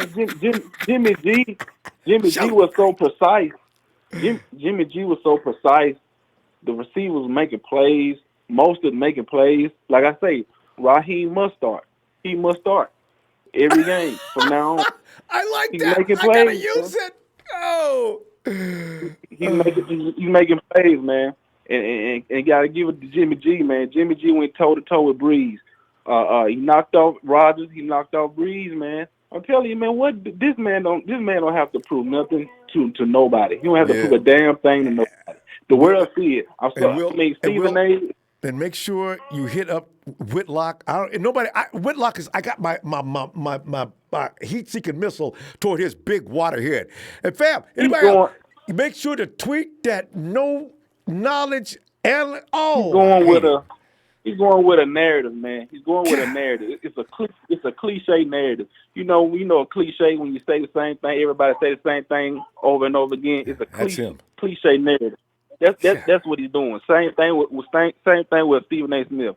So I mean that don't even bother me no more. They irrelevant. Whitlock, don't nobody watch them damn Speak for Yourself shows. The only time you see it is on YouTube. So I mean he's irrelevant. He's irrelevant to the media world. So I mean this don't matter. The whole world knows what it is. Everybody talking about Jimmy G. And let me tell you something else. The whole world is on the rise of Kendrick Bourne. Kendrick Bourne name has been hidden out in the media. When they mention the offense, they mention Jimmy G, Emmanuel Sanders, Debo Samuel, Raheem Mostert, and running backs, and Kendrick Bourne. Kendrick Bourne is getting a lot of exposure in the media world. So, and he deserves it, man. He deserves it, man, because he's improving. Well, he's showing what you can do, man. So that's right. I mean, I know I get off, man, but I just had to let that be known. But all right, Ronbo, man. All right, man. Shout out to you, Ronbo, man. Shout out to my TNT fam, my player partner Dre, Trey Trez, Big Show, Russo, Shay Lewis, man, Rev Hit, man, all them guys, man. Shout out to Rumble Sports Fan Club, Sheik, Rico, Jersey Joe, Sewell, Coach Tim, all them guys, man. Steve, hey man, F the Rams, L Rudy, we lost Super Bowl. We got 3 points in the Super Bowl. We got Bucks put 55 points on who we beat 31-17. The Rams, whatever, they bankrupt. I ain't got nothing else to say. All right, Ronbo. Hey, Will. Have a good night, fam. I'll see you later on in the week. All right. Oh, All right, man. God. And Leonard for life. I see you. Thanks, fam. Oh, God. Hey, Kevin. Ronbo. Kevin. Well, Kevin. What's going on, Ronbo? It's Monday Night Raw. You know how we do. We come in, we examine, we speak our mind. But, Kevin, it's your time. What are your observations that you want to make tonight? Some of the things you appreciated, as well as the things you may have not appreciated. Well, first of all, can I just do a little celebrating, Ronbo? Woo! Let's go, Niners! I guess that's an A for the game from Kevin. That was easily the best game of the year. I know the defense didn't play good, but the offense showed up, and when the offense is struggled, the defense shows. It's called a team game, Ronbo. There's 11 guys on each. There's 11 guys on each side of the field. Yeah, people miss assignments here and there. Okay, and there's 42. But the offense picked it up. What's 40? 11, yeah. 20. How many guys? The play calling is the most creative. 46. The most creative we've seen all season. Credit is due. Emmanuel Sanders, 150 yards receiving and a touchdown pass. Use check, getting blasted but still pitching the ball. It's just great execution on the offense all the way around. I was on the edge of my seat the whole game. I was watching the game with my fiance. She's not a huge football fan, but she's coming around. And Bravo, I'm still freaking hyped about the game, man. That was awesome. I'm hyped right now. And you should be. This team's team's just getting started. Wait till they grow up next year. See, the league doesn't know it. Kevin, this is a bunch of kids just getting started for the most part, and wait till they get up another 2 or 3 seasons from now. Oh, brutal. Yo, Ronbo, can I throw something out there that maybe we should start talking about? Go ahead. So just think about earlier in the season, that game against the Seahawks. How many picks were resulted of people dropping the ball and not being able to catch the ball, right? 2 picks. Okay? Yeah. 2 picks. Okay, how many touchdowns at the beginning of the season, the first 3-4 weeks, did Jimmy get called back from a penalty? Oh, I wish I could go back. At least 4 or 5, right? Is that right? Yeah, at least. Yeah. Okay, so at this point in the season, if your quarterback is almost 3,500 yards, and let's say he would have 30, 31 touchdowns and 8 to 9 picks, you wouldn't tell me that he wouldn't be in the MVP conversation? Rumble, we should be 13-0. Yeah, I know. We should be 13-0, Rumble. So I'm just saying, I know Lamar Jackson, he's got, 35 total touchdowns right now. I looked at the stats. He's got 1,000 yards rushing. Okay, they beat us by 3 points. But you know what? I know hindsight 2020, we lose games, things happen, you can't change the past. But a couple things go, differently. And even yesterday, Emmanuel Sanders knocked the ball in there, got picked. That's 3 picks. Okay? So Jimmy Garoppolo is playing at an MVP caliber level right now. At this point in time, he is a top 5 quarterback at this point in time, Ronbo. Easily. And if somebody wants to come out and say debate that, well, they're wrong. They're clearly not watching the game. Do you realize, Ronbo? Do you realize that every single time this season we've had the ball either the second to last drive or the last drive, Jimmy Garoppolo has gotten us into position to win, even if we don't make those kicks. He's perfect, Ronbo. He's 5 out of 5 this season.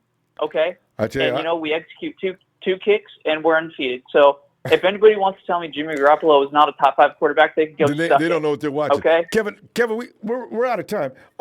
Let's get ready. Let's get on this. And I like your subject matter because we need to talk about this some more on Friday. Jimmy G should be in that conversation, but it would be against the top 2 or 3 other guys that are probably ahead of him, but that's still, he's one of the best as far as the numbers say. But, all right.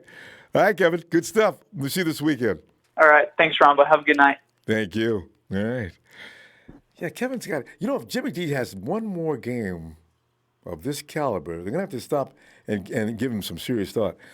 And it's Guero. I tried to call you, brother, but it's asking for a PIN number. Also download the app. Guero, the PIN number is right there. Look in the app again. You got to have the PIN number because you already got the phone number. Get the PIN. It'll take you right in. Try it one more time. Take a little look. All right. All right. All right. Alice. Alice. Alice. That's Yo. Yeah, Ellis. Ronbo. Yes, sir. Ellis. Yes, sir. So, Ellis, after you've had time to digest and look at all the BS videos after the 49ers game, still not showing proper amount of respect, and then again, you look at our team and Kyle Shanahan and some of the things that the players said, how has your mind been altered since last time we talked? As far as I'm concerned, there's been no alterations. I feel the same as we have felt. We're on top, man. I even said it. We are the most complete team in the NFL. Right, I tell you this right now. Now let's just say, if we lose Jimmy G, I think I'm more than confident that we have a shot. I know everybody's not feeling Nick Mullins, but what I've seen him do in comparison to C.J. Beathard and the tenacity that young man had, we have all of the other moving parts already in place. If you take Lamar Jackson out of the equation in Baltimore, they're done. If you take Tom Brady out of the Patriots, off of their roster, they're done. I've been more than just confident in what we have, especially at this point. Clearly, just seeing all of, even though everything has not been in sync. Like let's just say, for instance, Marquise Goodwin and Dante Pettis have been balling out as well. I'm just saying, then, or the other players that may not have been playing as stout, that, or everybody's playing at equal level. I mean, we're clearly the best team. That would be, the talk is like they have the best and most complete team. I don't think anybody's given us that credit. We really have everything. And I don't think anybody can match up against us. You know what I mean? I don't care about what everybody's saying. That guy Whitlock, I don't think he's ever even taken he may have been taking a snap in elementary school playing in the grass and probably never got to catch anybody in the process. I don't even know why the hell he even has a position. I feel like you should have some kind of credential. You should have been at college, or you should have played some kind of sports to even be able to talk. But I understand they get paid to talk shit, so we got to leave them there. Remember, I said last time, the haters got to have they got to have their position to play too. So they just playing all into our hands at the end of the day. Yeah. And Jason, I feel great. Guests on this program that know the game, and then he just sits there and plays devil's advocate. Well, you know what, Jason? We could see through Jason. Jason don't know jack, and he sits there and says the same thing and contradicts himself. And when he loses, he doesn't man up and say, "I could have been wrong." Ever, I would respect any guy that does that. He won't do it. So I'm boy. Right. Well, yeah, that's like I said, that's the remedy of. That's just clearly the indication that he's never really played the sport before. But we move forward. I digress. We're not worried about that. Yeah. I'm feeling great. You know what I mean? It was a close game. I just like the way that we were shooting it out with the Saints going back and forth. We had those two, one or two, was it? Maybe we had 2 or 3 punts, I think, the whole game, if I'm not mistaken, or turn, And just imagine if we would have scored on those possessions. Let's just say we scored on those possessions, because it seemed like, for the most part, the Saints scored on or got points on every, possession roughly, or kind of around. They didn't have as many punts as us, but we did get that turnover. So that was a takeaway from them that we got and we were able to capitalize on. But I feel good. I know the defense didn't play up to par. It is something that we can kind of I would say a slight concern, but I'm not worried. I'm not in the worry stage at all, in no way, shape, or form. Look at our record. And where's Antoine Exum? We don't know, but it's looking like he may need to come in there and start trading some snaps with Marcel Harris. I don't know. I'm just I don't know what's going on with him.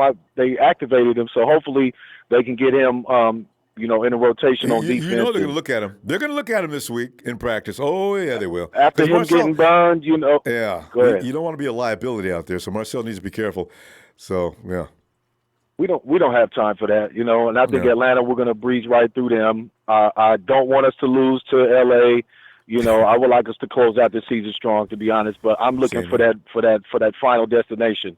That's what I'm waiting on, is our final destination for this regular season, so we can just go and clean up the Seahawks and that 12th man, and we can just run them off the field. You know what I mean? In their own home. That's what I can't wait for. I'm gonna be honest. Jimmy G's been playing much better. I'm really happy with him and what he's doing. Of course, our wide receivers. I mean, we had the talent the whole time. It's just about them, kind of raising the bar a little bit, and they've been doing that. You know what I mean? Chemistry's building. I love Kendrick Bourne. I love him even when we were getting ran off the field. And every time I seen him catching the ball, all he would do was smile and keep on pushing. I said, man, I like him. The minute I seen him on the court, I said, where is he? That's it. Ellis, we got to go. I'm gonna tell you what, I'm looking for you Friday. We get ready to predict what's gonna happen in this game and talk about the pluses and minuses. Whew. God, I can't wait for this game because we got to take the Falcons seriously because Julio is going to be out there. All right, fam. Oh, yeah, we're going to cook these dirty birds. We're going to cook them. Got to. All right, fam. All right, champ. Talk to you later. See you Friday. You too. Yeah, all right. Oh, man. I tell you what, if we can go into the Dome and win, I don't know why we can't go into Seattle and win now that I think about it, man, because Seattle does not compare to that New Orleans. Hey, Buddha. Buddha. Hey, Buddha. Hey, what's up, Ronbo? Hey, Buddha. It's Monday Night Raw, Buddha. So everybody cuts. Yo, what's up, what's up? We be like, oh, man. The game was freaking amazing, man. I had to keep everybody calm, when it got a little bleak there at the end. I didn't get to watch you go, sometimes I watch you at the bar while I'm watching the game, and everybody's like, hey, what are you looking at? I'm like, it's Ronbo Sports. You don't follow this guy? So I've gotten a lot of people at the sports bar to follow you now. Thanks, Buddha. Well, I gotta say though, I wasn't a good example. I was like crying in that last minute. I threw my hands. I ain't gonna do it no more. I threw my hands up there. Oh man, that is it. I was blaming Sherm for that mistake he made on that. When we had him 3 out, and Sherm got called for that penalty. From that point on, I was Sherm. I couldn't believe it. And then we got in a situation where the game was almost over, and Drew Brees went out there and got that touchdown. Oh, man, we go lose. So I have to admit, I was bad. See, that right there, that right there is exactly what I had to stop. You're right. I was guilty. Guilty. Yeah, that was that exact moment. And, of course, me being a man of faith, right, I was like, everybody calm down. Yeah. Let's all shoot, it was funny. You was right. You were right. I mean, there's a couple miracles in there. That one play where Cook got knocked out by in the end zone. I was just trying to tell everybody. I mean, everybody in the bar was like, the freaking Zebras are cheating. They're cheating. And I was like, yeah, it's very hard for any team to play against another professional team and play against the freaking referees. Yeah. And I was like, yeah, that was a clear fumble. Yeah, in the end zone, you gotta hold the ball all the way through, and he was literally completely knocked out, and the ball was coming out. I'm surprised we didn't throw a challenge flag on that. And I thought Kyle was going to, but I think we couldn't afford to lose that challenge. And if it's marginal, you know how they like to do. They're going to say that he broke the plane and the ground caused the fumble. There was that possibility. So because he broke the plane first, and then I thought the ground couldn't cause a fumble. Maybe he should have threw the flag. I think Kyle was probably worried, if I don't win this, that's a timeout I'm going to need. Sure enough, we needed a timeout at the end of that game. So, I don't know. Yeah, it was one of those, like 7 points on the board. I would have thrown the challenge flag. But we, all's well that ends well. Mm-hmm. So. We want it. We want it. We want it. And like you say, for those of us who gave up, we apologize. I apologize on my behalf and anybody else that thinks that they were wrong for giving it up. As we did get the miracle that Buddha's talking about. George Kittle is a walking miracle, Buddha. Good God, he's good. Man. Yeah, I'm so grateful that he wasn't hurt on that crazy romp of his, because you saw how that one dude completely was like, man, this guy's not going down. And I'm going to jump on top of him with all my weight. And then it looked like his knee kind of bent backwards the other way. Should have threw a flag on him. He wasn't hurt. Yeah. Because the play was basically done. The ref was blowing the whistle, and the flags were flying everywhere, and that maniac came in and did that. You know what I was really mad at? You want to just grab a dude and start choking him? The dude that wouldn't let go of the face mask. So what are you trying to do, break his neck? The flags are flying. Let him go. I can't say, let him go. And, it was really an emotional time, Man. Yeah, but I think an earlier caller mentioned that, during the live broadcast, the angle that first camera took, you couldn't see that he was even holding the face mask. But you definitely, like you mentioned it, that, you saw his head kind of bobbling around, towards that dude's hips. And then you're like, what the heck? What happened? Why, But it was such a great play.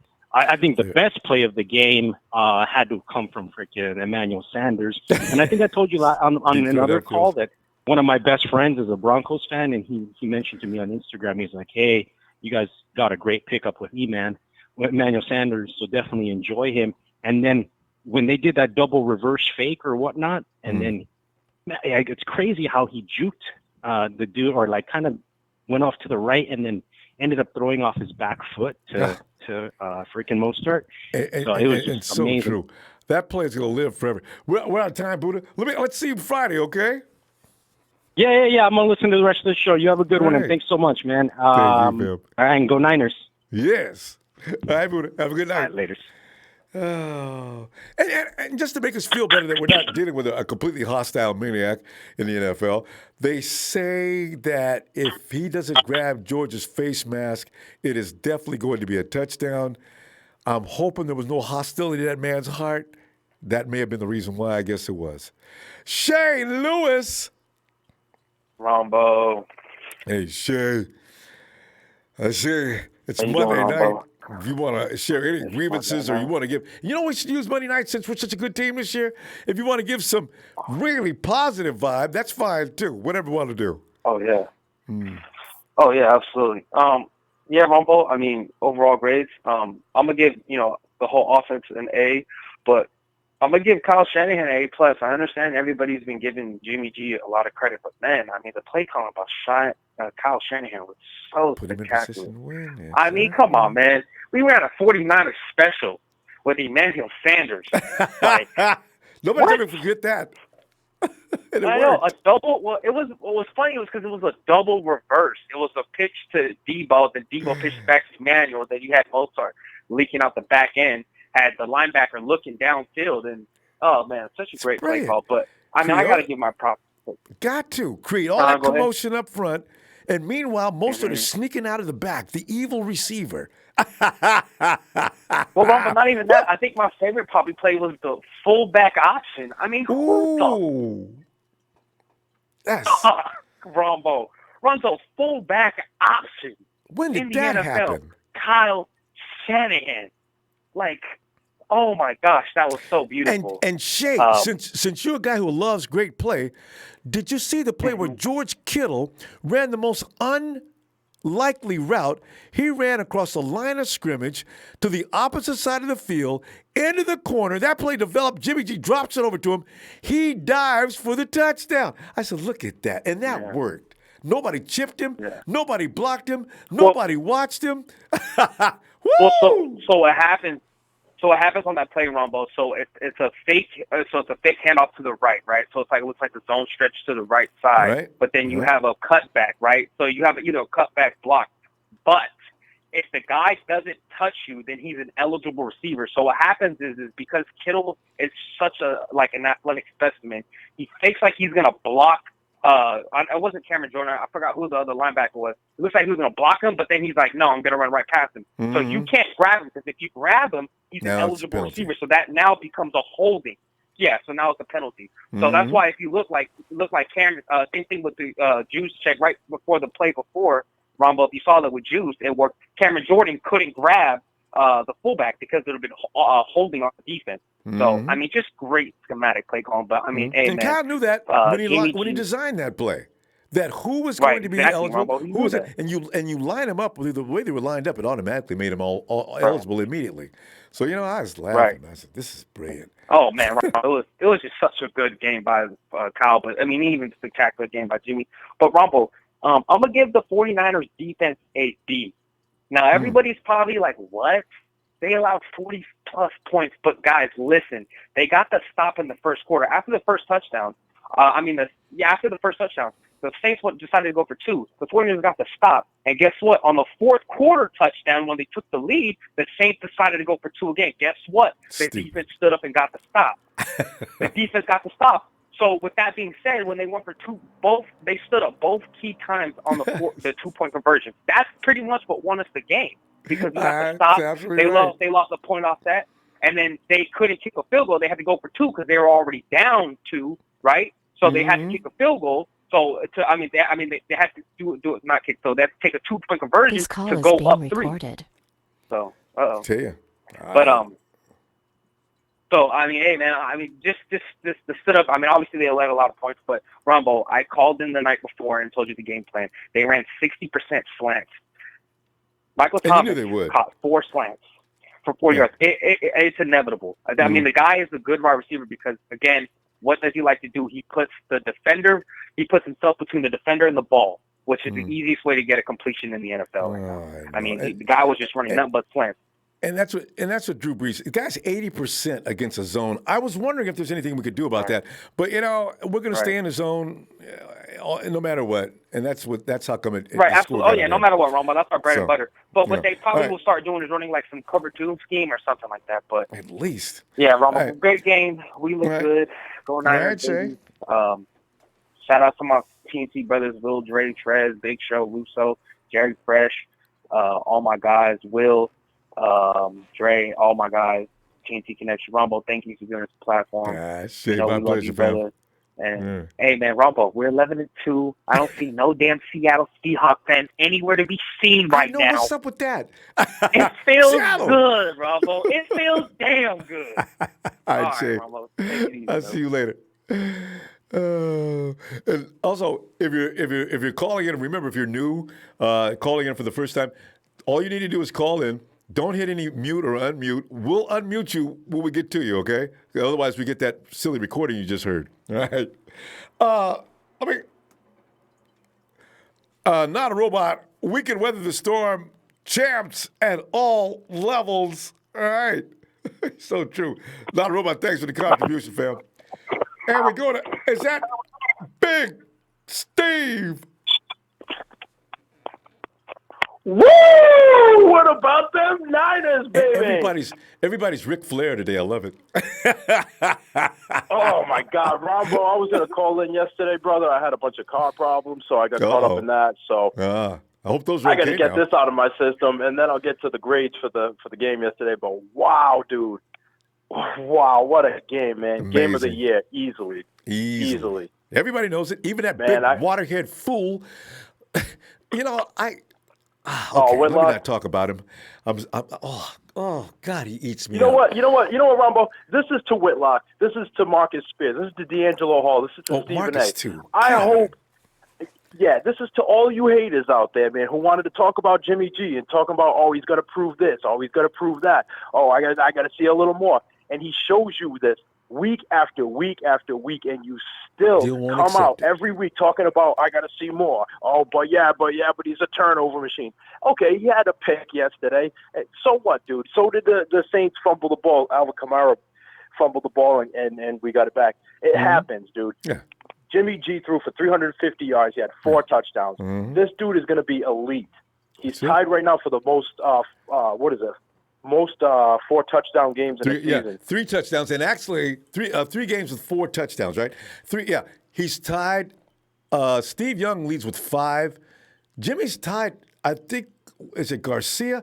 I saw that stat, too. Jimmy's rolling with the best there ever was. He just needs – people won't give him time to mature, Steve. Give him 2 seasons. It's his first full season. People expected – Hall of Fame. Come on. You can see he's got it in him. God. Did your boy call in yesterday? What's his name? Tyrese? Not yet. We're still waiting on Reese. Hey, Reese, come on, man. You told me you were going to call in. You lying? He would have called in had they won. See? Boy. Yeah, he ain't coming back. You know what's funny, though? All the shows that I'm watching now, Speak for Yourself and Undisputed and First Take, they're all praising. Like, even the guys that are hating, they're still kind of like, because you have to. You can't deny him. You have to give him his dues, man. Jimmy G's earned it. That team earned it. And I don't want to just take my hat off to the Niners, man. I want to take my hat off to the Saints, too, because they played that game was just, they played hardcore. Hell of a game, dude. Hell of a game. And for all the people talking about how the defense didn't show up and this and that, okay, yeah, maybe they didn't show up, but you're talking about Sean Payton, who knows how to prepare for great defense. He's been doing this for years. He's been to Super Bowls. He knows what's going on, man. So you got to take that into account, too. He probably knew how to scheme up those guys, have them misdirected and whatnot. So and he did a good job. Overall, man, I have nothing negative to say. That game had me on the edge of my seat, biting my fingernails, man. Oh, I couldn't look. That last kick from Robbie Gould, I couldn't even look at the TV, man. So, everybody's scared. He's not straight money all the time anymore. Used to be, you could turn the TV off because if Robbie's up there, we only need to win by 3. It's over. But man, what's your thoughts on that, man? Because I didn't get to call in yesterday, so I didn't get to hear the show, but. No, and a lot of things are being brought to light by just hearing these conversations. And it's true. We have no right to pick on that defense. They've been through hell the last 2 weeks in a row. So if they looked a little slower yesterday, a little less tired, a little more less aggressive, that's fine. The offense says, we got you back. Don't worry about it. Just hang in there. We got this. And they did. And I'm proud of them. Every last one of them. Me too, man. And not for nothing, but the Saints have a top defense too, man. And their defense couldn't do anything against our offense. So it was a pretty easily matched game. Ain't that the truth? I just hope, you know what, man? Seattle lost last night. So let's put that out there. Ain't nobody talking about that, man. Seattle got owned last night. So we're back in the driver's seat, man. It feels so good. Where's Mr. No MVP talk today and all those things they say about Russell Wilson each and every Sunday night and Monday morning. Russell Wilson this, Russell Wilson that, Russell Wilson. Ain't no Russell Wilson today. Got his Russell Wilson butt beat. God, I was delighted. Oh, Kittle was a monster yesterday. Oh, that last play, dude, when it was 4th and 1 or 4th and 2, and Jimmy was lining up to throw it, I said, oh, Lord, this is the game right here. And Kittle took it, and he did something phenomenal. Only Kittle could do. Only Kittle can carry 2 guys on his back down the field while a dude's ripping on his helmet. 17 yards. God. Big Steve, 17 yards of pure animal, out in the jungle fighting. Them dudes are rolling down it. The dude's got George by the face. George is dragging 3 dudes down the field for 17 more yards after stop. I said, George! Oh! Steve. And to make it even sweeter, they get a penalty because he was pulling the face mask, so gave us an extra 15 yards. I said, we're golden. As long as Robbie doesn't miss this kick, man, we're in. We got this. Oh, Steve, my God, man. We just got to win out for the rest of the season. That's all we got to do. We got home field all the way through the playoffs. All right, Steve, let me see you Friday, fam. All right, Ronbo. It's good talking to you, man. Shout out Ronbo Sports, Niner Empire, as always, man. Well, we're going to the Super Bowl, man. I can feel it. It looks like I can feel it. Yes. All right, Steve. So close. All right, Ronbo. Have a good night, brother. You too, man. Yeah. Shabazz. Yes, sir. Yes, sir, Ronbo. Shabazz. What's going on? Man, we're just sitting rolling around in the glory of a win over the mighty Saints, toe to toe. It was like Ali and Foreman out there all over again. Boy, they were 2 heavyweights just battling out, blow for blow. Was that the Rumble in the Jungle or the Thriller of Manila? It was one of them. It was Rumble and Nolens. Rumble, I couldn't even take it, man. I was like, this is too much adrenaline for me, man. It was. My adrenaline was through the roof. But before I start on anything, And before I talk about anybody else, all the big points, Kittle, Mozart, I can recall the first game of the season before the season ended, Ronbo, and I was calling you praying that my boy KB didn't get cut, that my boy KB made this team. To all those that hated KB and talked Jordan Matthews, I just want to apologize. You ain't got to apologize to me, Ronbo. Just apologize to yourself.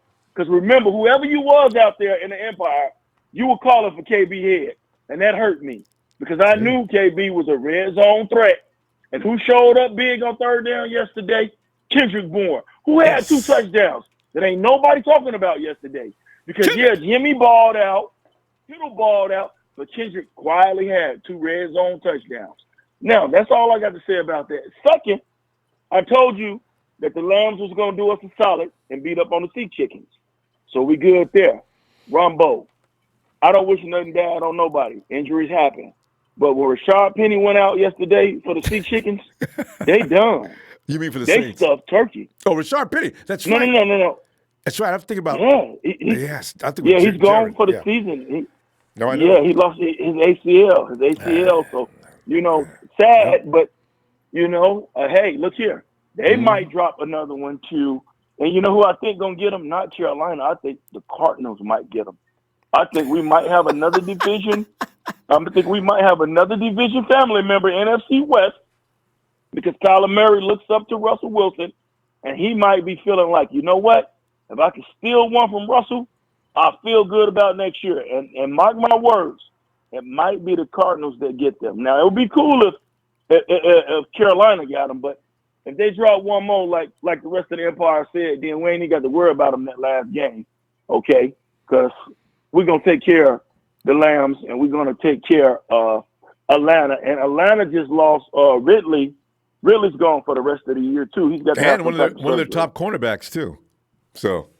Oh, wow. I didn't know that. So, we all sweated that game out. I didn't expect it to be a shootout. As far as the morons, Stephen A. hairline in the back of my head, Smith,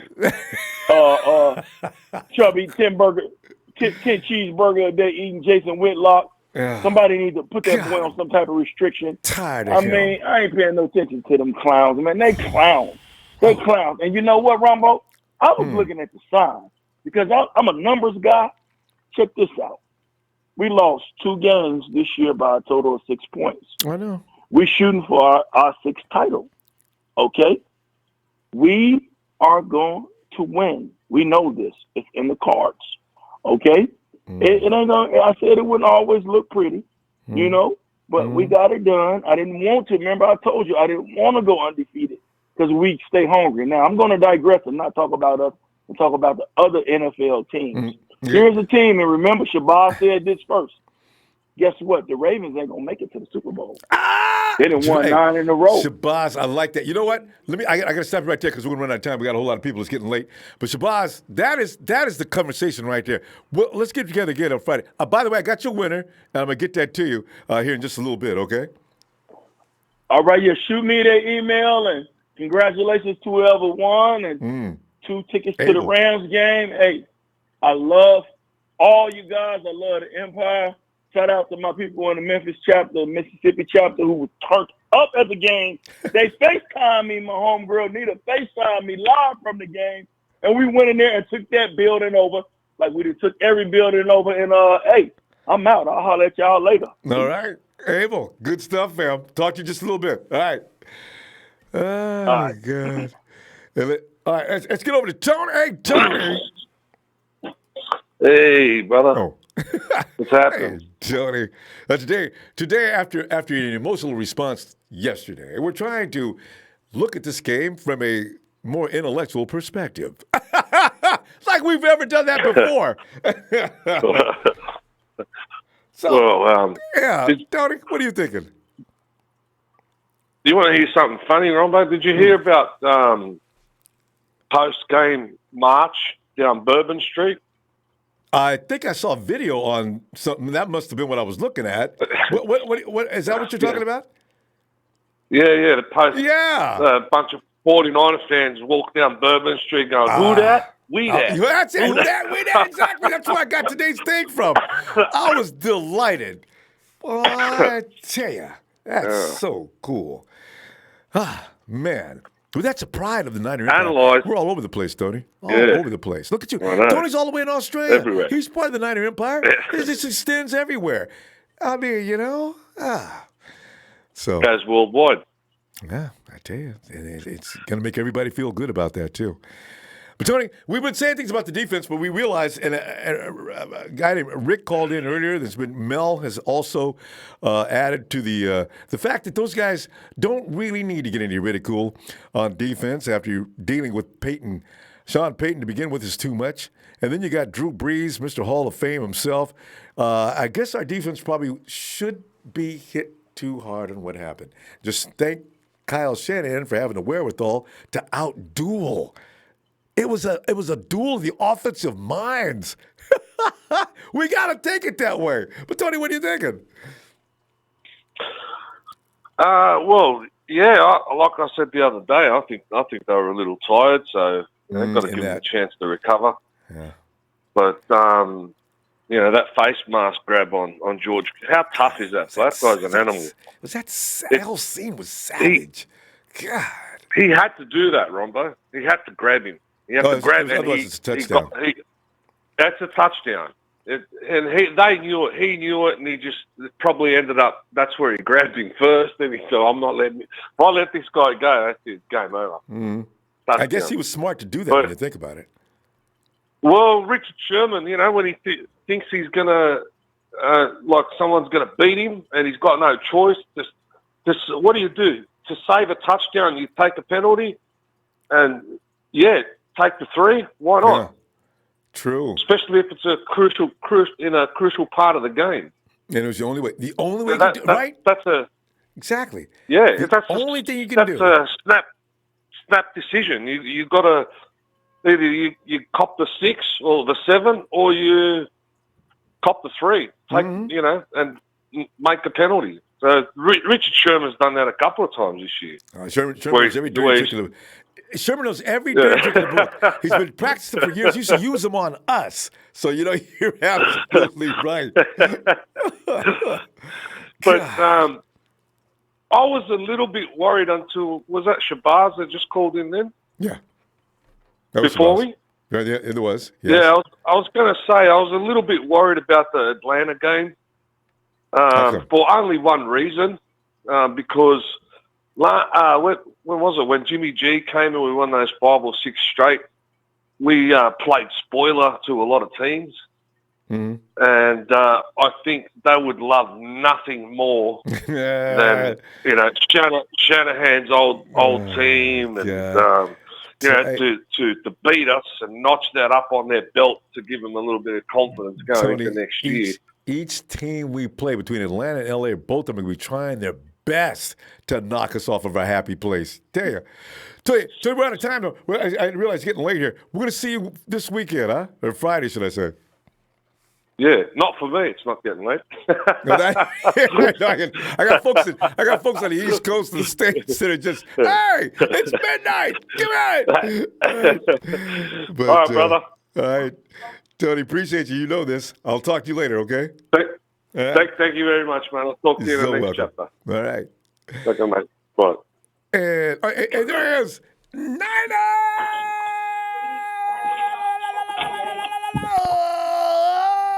My cue. Rod. Finally, the rod has come back to Ronbo Live. Rod, come on, man. What's going on, Ronbo? Well, Rod, we've tried to change the perspective around here now. Since the Voodoo Queen might have put some mojo on our boys out there on defense, we decided to lighten up on them. But, Rod, you're welcome to your opinion on that. And also, we've changed Monday Night Raw to give positives as well as negatives. It used to be all negatives in 2017, 2018. I think we started in 2017 all the way up till last year.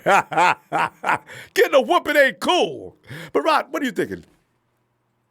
Check this out. Before we go to the 49er news, this breaking news I just saw on ESPN. Oh, good. How about your New England Patriots got another Spygate Volume 2 scandal going on? Right, an investigation coming in from the Bengals, I think? Yes. But that's another asterisk on the lamb because the GOAT is Joe Montana. That has never been a question, but I love it when they get caught up in stuff because they're getting their butt beat, Rod. It doesn't look good for the empire, for the what do we call the Patriots now? The Majesty, the Magistrate, because they've been sitting on top of the heap so long, they can't handle what's happening to them now. And if we got them to the Super Bowl, it'd be all over but the shout. I just call them cheaters that got caught. They need to be on the episode of Cheaters, man. But hey, how about this right here? Give your boy installment right quick. All right. Monday Night Raw. You know how we do. Let me holler at you. Got it, Rod. Let me holler at that Who That Nation. First of all, we that team that just killed them Saints. Yeah. Ooh la la la. Check it out. Put some hot sauce on it. Oh, how about them fans that's on the chat line talking about bad calls, this bad call, that 49ers winning because the referees missing calls and cheating. Well, check this out. Mm-hmm. It's payback, baby. I'm gonna take it back to the 2012, 2013. Brooks. Yeah. Oh yes, the hit on Drew Brees when he fumbled the ball. Mm-hmm. Yeah. Remember what about that bounty scandal? Yep. I call it karma. Could have got somebody hurt. I call it karma. Yeah. Thank you. So y'all just take the L. Take the L, suck it up, and hush. Get over yourselves. We don't give a shit. We don't care. I'm glad they made a bad call. We even, bitch. And Sean Payton, you need to hush. Number one, you sat on the committee that agreed to that rule, and then start whining about Absolutely. it. What is wrong with him? Absolutely. God. I don't know. It's called an ass whipping. It makes you start talking foolishly. Oh God! Not only that, but another thing I love about this 49ers team, since we're trying to replicate that Seattle Seahawks defense from a couple of years ago, how about our cornerback situation? Looks like it's working itself out. You remember they had it was Richard Sherman on one side, then Brown on the other. Next thing you know, it was Byron Maxwell on the other side. Yep. The versatility of our defensive backs. Like the caller said earlier, I'm not concerned with it because I know we got DBs that can cover. But as far as that defense go, everybody jumping on our defense case. Guess what? That's why you got offense, baby. The defense not going to be perfect every game. And they came through, didn't when the offense, when the offense performs, let's just give them applause, baby. Because bottom line, we supposed to compliment each other. And that's what we're gonna do. The teams are the one that almost. Go ahead. I'm sorry. No, I'm just because we got to pull up. See, that's the thing, because eventually the offense and the defense is going to be in sync, and that's when it's all over. I wish they'd do that just for the Super Bowl. But, Rod, we got to go. We got a lot of folks waiting way out in the East. It's getting late. I didn't realize there was that many, and it was that late. All right. Okay. Well, right, I appreciate your time, Ronbo. And it's always a pleasure. Don't mind, give me that exit, baby. You know you can. Niners for the ride. All right, right. If you smell what the Niners are cooking, I'll let you next episode, baby. Can't wait to hear from you, Rod. Have a good night. And it's Big Trey. One of the founding members of TNT. It's Trez. Trez, come on in here, mate. Hold up, wait a minute, Ronbo, go on and sprinkle all the red and gold you can find a finish. I had a bowl here waiting, Trez, to throw that stuff around. Are you kidding me? Woo! Trez, 11-2. Nobody's seen it coming. Well, some folks did. Ronbo. Yeah. I'm going to say this first and foremost, Ronbo. You're looking real spiffy tonight, Ronbo. You got that gold jacket on, Ronbo. You know we don't put them gold jackets out until we mean real business. You know what I'm saying? I got mine hanging up in the closet. I wore it over the weekend.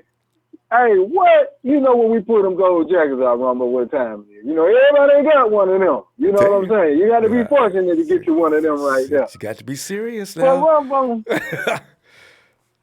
Shout out to my TNT family, man.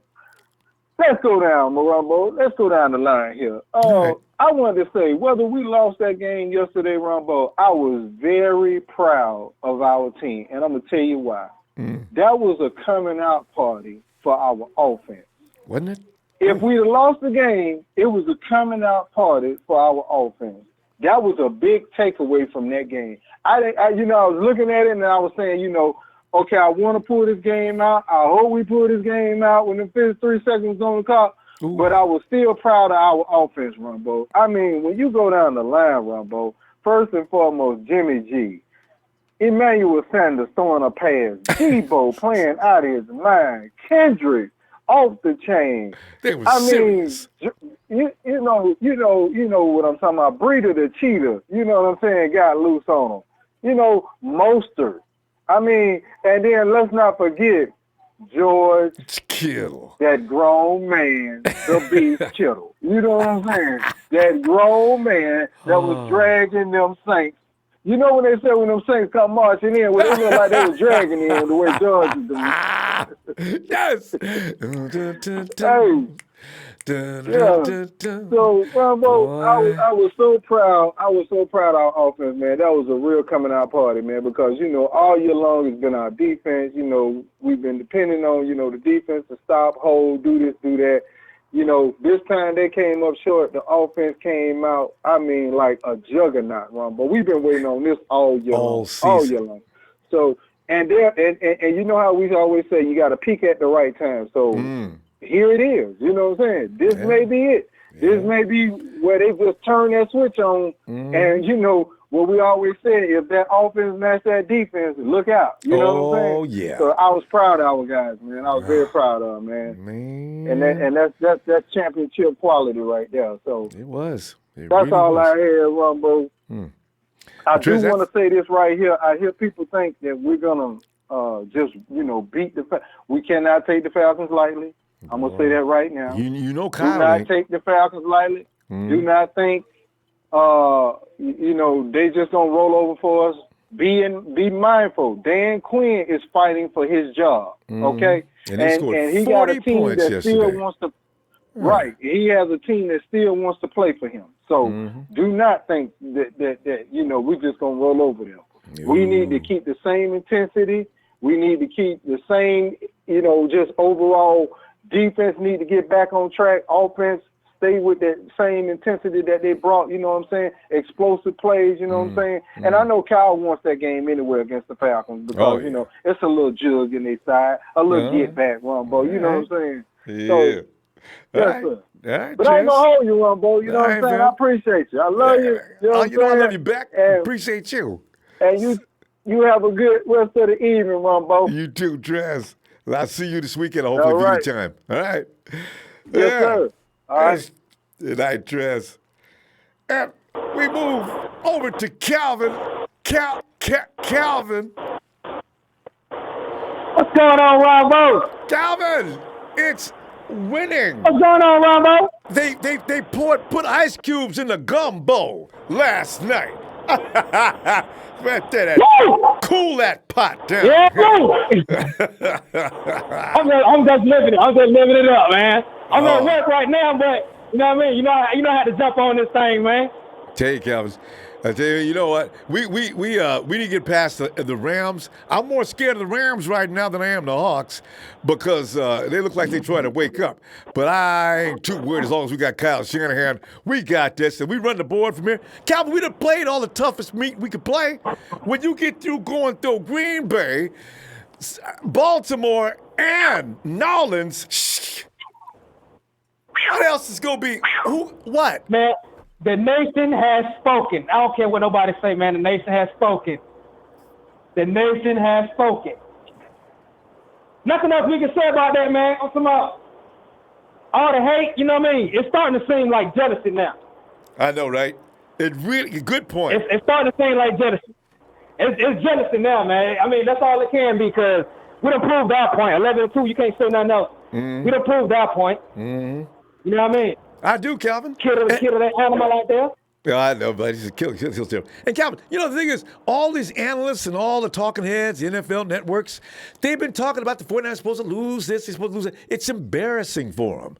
They can't save face, so they keep still talking the same nasty stuff. Let them go. I love it. You know, they got to stay on that. They got to stay on that same chair, man. They got to. They are embarrassed. They put themselves in that position. They got to stay on that same chair, man.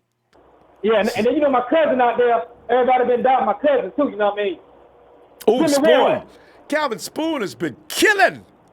He's the one who took Jared Cook out of the game. Jimmy Ward. I'm talking about Jay Dale. Wait a minute. Jimmy Ward. We got another person that's related to Spoon. You're related to what? I remember us having this conversation a while back now. Calvin, J-Dub is one of my favorite dudes. You know this. Go! Yeah. Tell him I said 20 games. You know what? Say again. 20 games. That's my cousin. That's my first cousin. 20. First cousin? You guys know each other close Yeah, there. that's my first cousin. Wow. Yeah, he be at all my little family reunions. Boy. Yeah, all the family reunions. That's my first cousin right there, man. And tell him Ronbo I've been praying for him and everything. Man, Dubs been playing great football this year. And I've been telling people if he ever stays healthy, you're going to see what I mean. Don't tell me he can't play no ball. Boy, he's showing it now. Oh, yeah. Man, Cuzzo proving the point, man. Cuzzo proving the point out there, man. Doing a good job of it, too. And he bringing fans. And he knocking folks off their ass. Constantly. Yeah, I mean. Everybody else be missing tackles, not Dub. When Dub gets your hands on the dude, stop. You got to stop now. That's right, man. Man. But yeah, Ronbo, I just had to get in here and say that, man. Good. Stop to hate you, man. Stop to hate you. You're embarrassing yourself. All of y'all embarrassing yourself, man. And you know what? Ain't nobody hating no Dub. I don't hear nobody hating no Dub anymore, man. Calvin. I hope not, because we got Super Bowl aspirations. What? We went from being the last stop to Super Bowl aspirations. You can't deny us no more. I thought you said he got some lacerations. I was going to go, whoa, he's not hurt. No, you mean ask. Hey, Dub is, if he makes it to the Super Bowl, he could be one of the main reasons we win. All right? That's all I'm saying. So. Of course. Jimmy G, future Hall of Famer. That's all I got to say. Jimmy G, future Hall of Famer, man. It's time to stop all that hating, man. It's time to come through and start getting this man his respect, man. And give him credit. He won't get it till next year, but that's okay. All right. Hey, Calvin, good to hear from you, fam. I'll be back Friday if you get some time. Hey, I got that artwork for you, too. I got that artwork for you. Remember that, right? That's right. We did talk about that a while. Calvin, we'll communicate online or something. Get back to you shortly, okay? That's what's up. All right, Calvin. That's what's up. Appreciate that, Ronbo, man. Hey. Love you, dog. Hey, love you back, fam. Have a good night. Appreciate it. Night, Calvin. Hey, we got to go to Jay. Hey, Jay.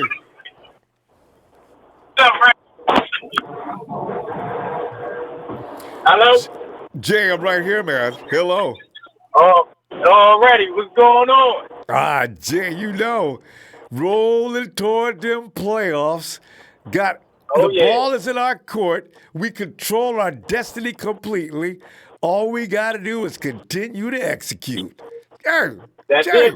We got three more games to the playoffs. We got to keep it rolling. All 3 games, don't take lightly, and keep playing hard. You know, one thing the 49ers have probably learned, they got a lot of character now, Jay. 49ers ain't no fools no more, if they ever was. Them boys are serious. All they want to do is get back home after spending a week on the East Coast, get back comfortable, and get ready to come in and beat some butt. I bet the boy. That's what I was saying about that wild card. We need that 2 weeks by the playoffs to get healthy and let these boys rest up. Yes. The more time, the better. But you know, but Jay, I got to tell you, even if we did get the wild card, going in to play the Cowboys, that's the same as a week off, too. Yeah, I understand, but that ain't our Super Bowl beating the Cowboys, you know. That's just a waste of time. And somebody could get hurt, and that would be bad. Wasting bodies we on might cows. have to go on the road. We might have to go on the road and slip up and lose to one of these bum teams because we had to go on the road. Yeah. And that's what ended up happening. You'd get past the Cowboys, no doubt about that. But who's next? And that could be a problem. So. Yeah, we might have to go to Green Bay or might have to go back up to New Orleans. Oh, no more New Orleans. Oh, no more New Orleans. I'd rather go to Green Bay. So, I'd rather have them come out to Levi. You know what I mean? Yeah, I would too. Have about 2 games at Levi. Let these boys rest up for 2 weeks, get fully healthy. Because I forgot how cold it is out in Green Bay. Really about. Yeah. Oh yeah. Yeah. So, yeah. You know, and then another thing I wanted to talk about is defense. The reason why this defense looks so bad, because all these people that was hating in the off season on Quasti T. You know what I mean? He that Lynch pitch. You know, Marcel Hurst, he a good hitter, but he not really, he can't cover. I'm a Florida Gators fan. He could never cover in his life. And he missed tackles. He missed tackles because he wanted to make the big hit. But you see Quasti T are all around safety. He can cover and he can come up and hit. Yeah, Marcel's got to stop launching the missiles. You got to start wrapping up. The coach is probably going to have a talk with him about that. Line your target up and take it down. You ain't got to blow him up every time he come down the field. This ain't special teams. Make the tackle. Oh yeah, most definitely. Yeah, I think he'll get it. He's just got to settle down.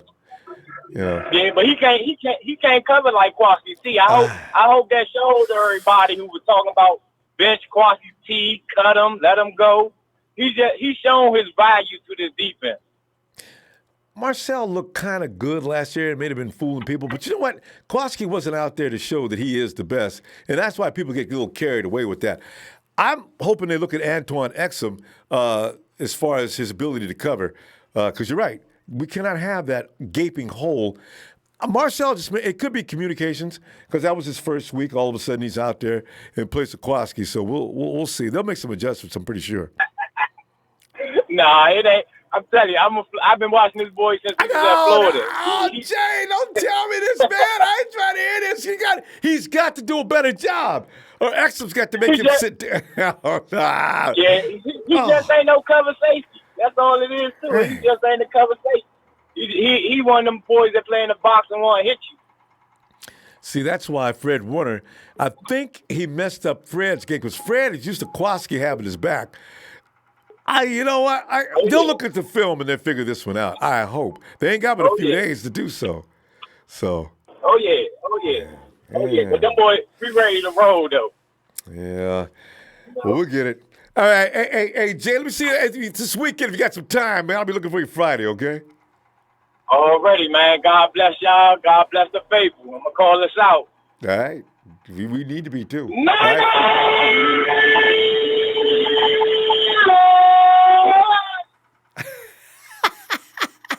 Jay! All righty. I love it, Jay. All right, fam. Have a good night. All right. Have a good night. You too. All right. Let's get Daryl. Daryl. What up, Ronbo?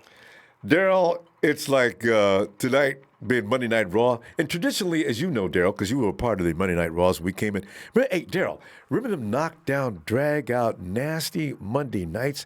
People were pissed off every Monday of an entire 2 years. Look at us now, Daryl. I don't even know how to act. Daryl, you know what? We've changed the spin. You can give positives, negatives if you want, but it's all you're on, Daryl. What do you got to say about this? And giving out grades, by the way. Grades, well, for offense, I would have to give the offense an A+ for offense. Right. Because Shanahan, he called a great game. Just only the one, like I said yesterday, the one play that really got to me that could have possibly cost us this game big time was that 2nd and 5. Why are you doing a play action on 2nd and 5 when you're at the 20-yard line? Why are you trying to pass? Because how the way Garoppolo got pulled back like that, and like that could have been But one thing that Garoppolo really worked on was his ball security, because when he gets sacked and thrown like that, usually he fumbles the ball. He holds on to the ball. Yeah. True. Yeah, so that could have been costly. But other than that, I'm very pleased. What Kyle Shanahan has done and everything. But defensively, I mean, there's going to be those games, when the defense, just gives up a lot of points because even the best defense and, historic defenses, those years, they've had bad games, giving up a lot of points. So at least one or maybe two at the most. But I believe this is the only time the defense is really going to give it up because I believe that the defense was a bit hungover from that Ravens game a little bit, chasing after Lamar and all that stuff. That'll wear you out. For sure. Especially something else we're looking at, Daryl. We're looking at a quarterback. He's 80% against the zone. I don't know if the 49ers planned on that, or maybe they can't change, but we're not going to see another Drew Brees for the rest of the season unless we see him in the playoffs. So we can just pretty much not figure the 49ers are going to look like that this weekend. No, but, I mean, Atlanta, I'm not saying they would, really concern me, even though Atlanta, they haven't been playing, terrible football, even though, the record shows, they're not that great. But I know, they did a pretty damn good job yesterday. Well, Carolina, I don't know what the hell happened to them. But at the end of the day, Atlanta, I know, but at the end of the day, I mean, I know they want to get back at Shanahan, cause when Shanahan left, to be the head coach here, I know they want to get back at him so bad. So I watch out for this as a trap game. I don't know. That's just what I feel. This is a definition of a trap game. Just don't overlook. But I know that the mentality for these guys, hey, don't overlook. Oh, what they have? 3 or 4 wins or something? Don't overlook them. Because these guys can just come. 3, 4. They beat the Saints. Yesterday they beat the Panthers. Yeah, they made 3 or 4. I'm not sure. Yeah, you're right. Yeah, but you can't pay attention to that overlook. Record. Yeah. Yeah, just don't pay attention to the record. Hey, it's another team coming in, just play our game. Just don't be don't be so overconfident, way over your head, or else you should get embarrassed, especially in your own house. So, but they, get this out the way, and then, just finish the rest of the other games. But, I really have my eyes focused on that Seattle game, man, because that's really going to determine who's going to take the division and the home field advantage in that first round bye, because that bye right now is really important for us. Absolutely. We need that rest because we haven't had a bye week since week 3, early in the season, first quarter of the season. We haven't had a break since then. So you're right. It's so valuable to get that bye week. So we'll see. Oh, yeah, most definitely. Most definitely, for sure, man. But one more thing. The defensive grade for this game, the Saints game, I would have to say, a C-, because there was drives, they stopped them on some drives, but didn't we have our high hopes, on 3rd and long, because the Niners are the best. When you're in 3rd and long, you're screwed. I was expecting, the pass rush to really get there. The pass rush was getting towards Brees, but it just wasn't enough. I barely missed it. He's a little better at getting out of that than I thought. But that's fine. But Darryl, we're gonna go. I mean, we're out of time. Let's see you Friday, and we'll get ready for this next game against the Falcons. Okay. All right, Ronbo. All right, Darryl. Have a good night, fam. You too. Thanks. Hey, Chris. Hey, Ronbo. Chris, yes. Monday Night Raw, Chris. But as I said, we've changed the format on Monday Night Raw. It used to be all anger. Well, now it's about both positives and anything else you want to add. So go ahead. Yeah, the game just got the edge of my seat. The first thought in my head was when the Saints scored, man, it was in my own head I was thinking, shit, game was out of reach, and then I thought, oh, we got 3 timeouts, we got this, And then Kittle made the best play of the year, and I'm thinking, how the heck does he do this? Picking up 3 people. It's like he was carrying them like a car. Guy's an animal, man. I'm telling you. 17 yards after the initial stop. 17 yards. That's just crazy. Yeah. That's a man possessed. Yeah. I just hope they don't call George in for drug testing, because sometimes I wonder, George, you do things that most human beings can't do, man. But like, I guess you can call George Kittle the Brock Lesnar of this NFL industry. I tell you, he turns green every time the first quarter opens up. You got the Hulk running around there, man. God, George is crazy. Yeah, don't bother with those naysayers or those analyzers like Stephen A. Smith and the others. I mean, Jason I don't Whitlock, get enough of it. Marcus Spears. But let's talk about Howie Long, the one I can't stand. He doesn't give enough credit. He's like the one I don't like the most. Like he has that little weird look, weirdest look. Like he's got that foolish look when he was talking about the Niners and Garoppolo. Yeah, he gives you that phony look like he's going to give you.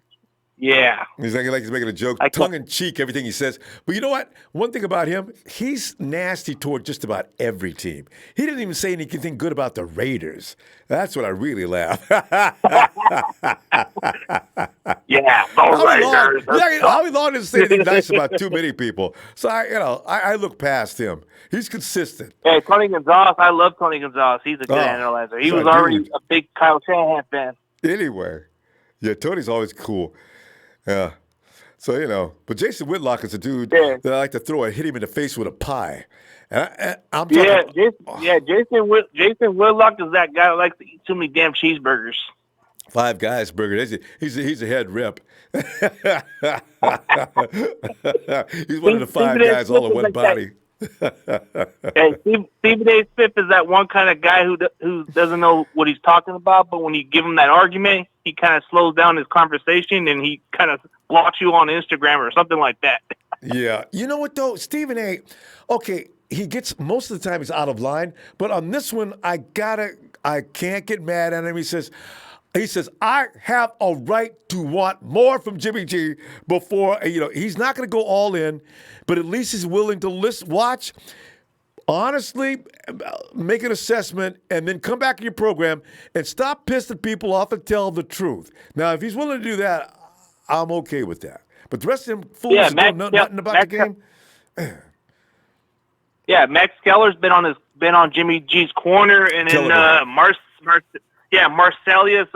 Wiley, even though I don't like him personally, he's always been on Jimmy G's corner too. So it's Rex Ryan. You would always Rex Ryan. I like Rex Ryan. I know, he's funny, ain't he? He's been telling everybody the whole time the 49ers are the best team in the NFC. Actually, did he say NFC or NFL? But I know he said NFC. So I like how Stephen A. Smith kind of puts in teams in perspective, but then sometimes he doesn't really he only looks more into the stats. That's the only difference. He doesn't look into the games. Yeah. Well, go ahead. Maybe he should question his team, the Steelers. Instead of that, he should look at his damn quarterback. That's the one that looks mediocre. Steelers don't have a quarterback. Who is the quarterback? The Steelers need. What's his name? the Quack or something like that. Make jokes about him every week. Yeah, Dynasty Hodges. Devin Hodges, whatever his name is. Is that his name? Yeah. All right. Yeah, they call him Quack or Duck something. Yeah, they make they go through this whole big joking scenario every time Good Morning Football they talk about. But hey, Chris, we got to go though. Chris, let me see you Friday if you get some time, okay? Yeah, for sure. All right. Shout out to the Niner Empire and Niners. Thanks. Like Chris. Oh man. Emilio. What's happening? Emilio, it's like I was telling Daryl. Daryl comes back. Remember when we was all getting together and everybody's fighting? Daryl's part of that group. And I was saying, remember the day we get in and first thing people do is come in ready to fight. We came in fighting. Anybody said something about our argument would get underway? Now look at us. Everybody's in love. Brotherly love is flying everywhere. We are the Empire. We're united in harmony. Until the draft comes and the fight will break out again. But Emilio, you don't have to get nasty tonight on Monday Night Raw. You can say some good things if you want to. Anything else you want to say, too? What up? No, well, usually winning fixes all that, We win, we get along. We lose, we all pointing fingers at somebody, and then and somebody's always telling you don't know what you're talking about. You don't know what you're talking about. I did this. I played football. I know what happened. In fact, where's Pedro? Out of New Jersey. I haven't seen Pedro. I saw him on. I think. Wait, not what I call him? Tito. Yeah, where's Tito? Tito. I ain't talked to Tito. I don't know. Boy, It's a few of the guys that used to be on here because you remember, because it was me and a few others that when you started doing this chat on live, it was just a handful of us that used to come here all the time.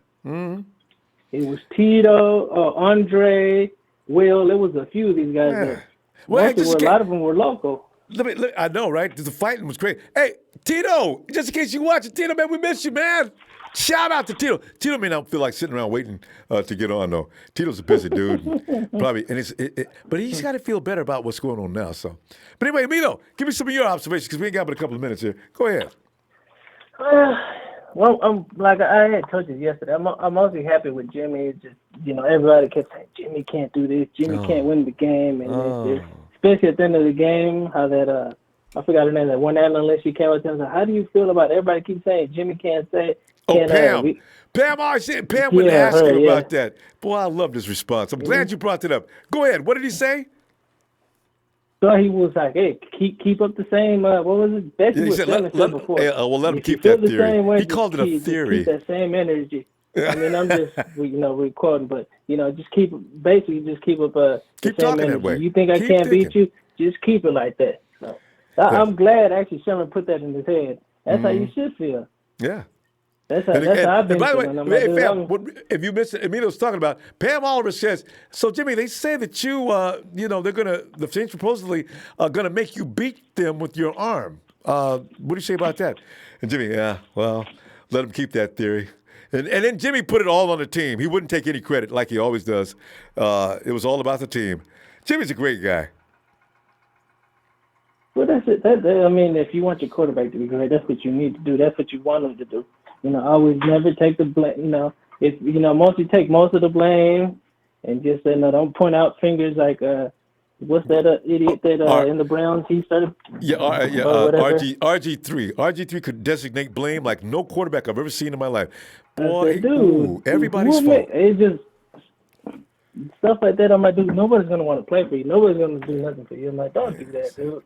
If you suck, we all suck.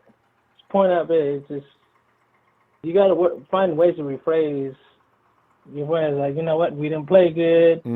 We let plays out there. You feel like what Jimmy did. Always use the word we. Don't be talking one person. Basically. And I mean, in certain aspects, you can say I made a great play, but Kittle caught the ball and did this, but certain stuff I can give you that. But dude, don't just flat say I when it ain't me, it's them. I'm like, you're gonna lose your whole team doing that. That's it. There's no but I mean, to me, I don't. No, but me, I really don't have too much to complain about. And that's negative. I'm like, the defense missed tackles and here, there, but a lot of it, I feel like it was because they were too tired because of the Ravens. To me, that was part of how I felt about it and how I felt. I'm like, these dudes. You can kind of tell some of the plays that were kind of lagging, but at the end of the day, good thing we got the win. That's true. And I mean, Kyle should let him have, maybe just get a couple of practice. We're at home this week. Let him get Monday and Tuesday off. Come back Wednesday, Thursday, Friday. That's enough. Because the guys are worn out, Give him a break, especially after this 2 games in a row of that kind of intensity. Ooh, God. So we'll see what they're like. Like I said, it was hell of a game. No, I find that, what's crazy? That last touchdown, right? When the Saints scored. I was laying in bed the whole time. I'm watching it. I said, damn it. I said, this game's over. I kind of did what you did. I said, shit. I started because I had errands to run. I said, I got up. I said, well, game's over. But I was like, you know what? I'm going to wait to get dressed. I'm going to just wait till these last seconds. I stand up. I'm over there jumping and hollering. I said, oh, well, shit. A different scenario. And sure enough, you got your dream come true like that. We're out of time, fam. We got to go. I'll see you this weekend. All right, or Friday. Looking for you. What's the name? Hit me up about that. Oh yeah, we got. Just let me know what's schedule up. that. Yeah, I left you a little let bit me know already. what's up. All right, fam. All right, for sure. Hey. All right, I'll holler. All right, fam. Let's go and check out Warren. Hey, Warren.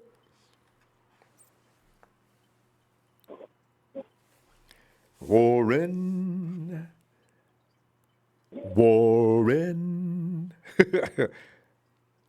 Okay, let's go. Hey, Higney.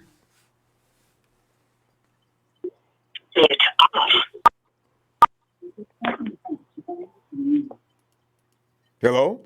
Forget about it. Forget about it. Forget about it.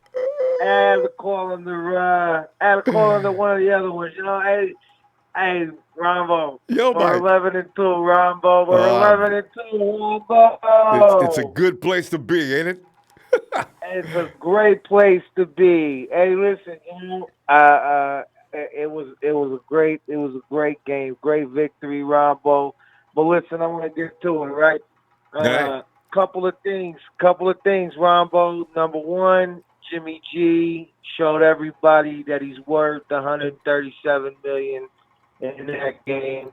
I hope no other real faithful gets on here and makes himself look or sound foolish by ever, discount Jimmy G anymore.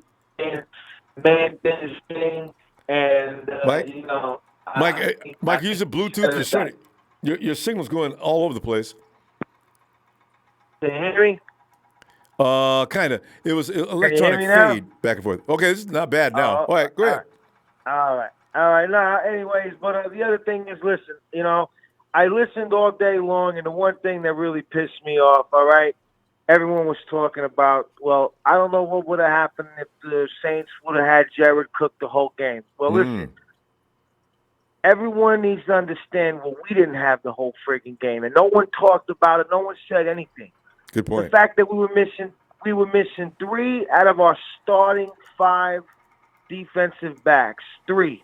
The last 2 drives of the game. No Tart. No Sherman. No Quan Williams. All right? We were down to our backup safety, and I don't know who the guy was that called earlier. He's absolutely right. The Harris kid, he can't cover, Ronbo. Marcel, he can't cover. Yeah. They're going to have to figure out. Yeah, Marcel Harris. They're going to have to figure out what.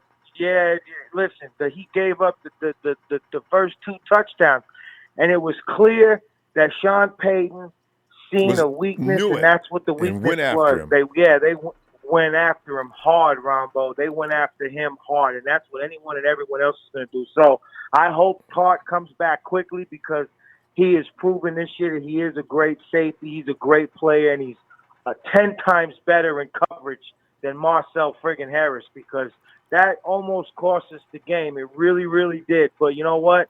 Kyle Shanahan and Jimmy G flexed their muscles this game, and I feel like, my cousin called me at halftime. When we came back and we took the lead there at halftime, I says to him, right at the we half. wasn't going to lose the game. Yeah, we weren't going to lose the game. I knew right then and there, Ronbo, you could see it. You could see it in Sean Payton's face.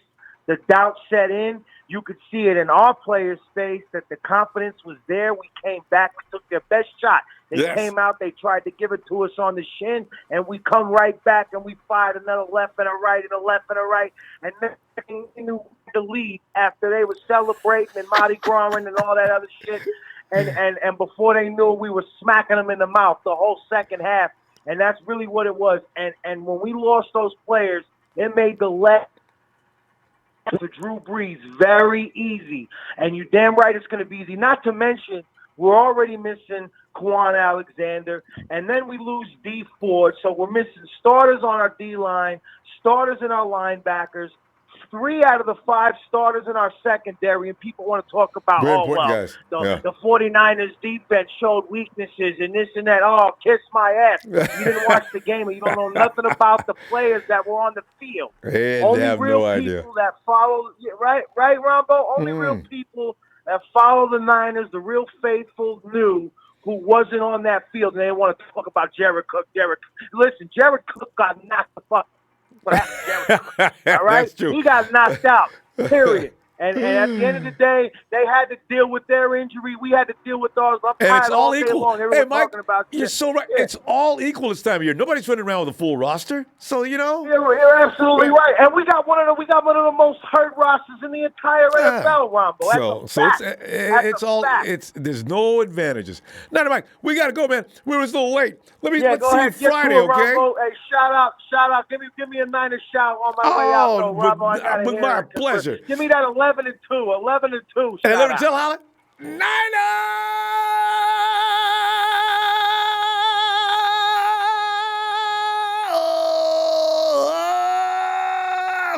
Mike, 11-2. There it is. That's right. I love it. Hey, Ronbo, who that? Forget about it. We that. You friggin' we that. Forget about it. We that. All right. You have a good night, Ronbo. You All too, right. Mike. Oh, man, this is going to be so much fun. That's true. Comparing, everybody's going to start crying about who's got what ouchies. We got ouchies. Warren, are you there, Warren? Warren.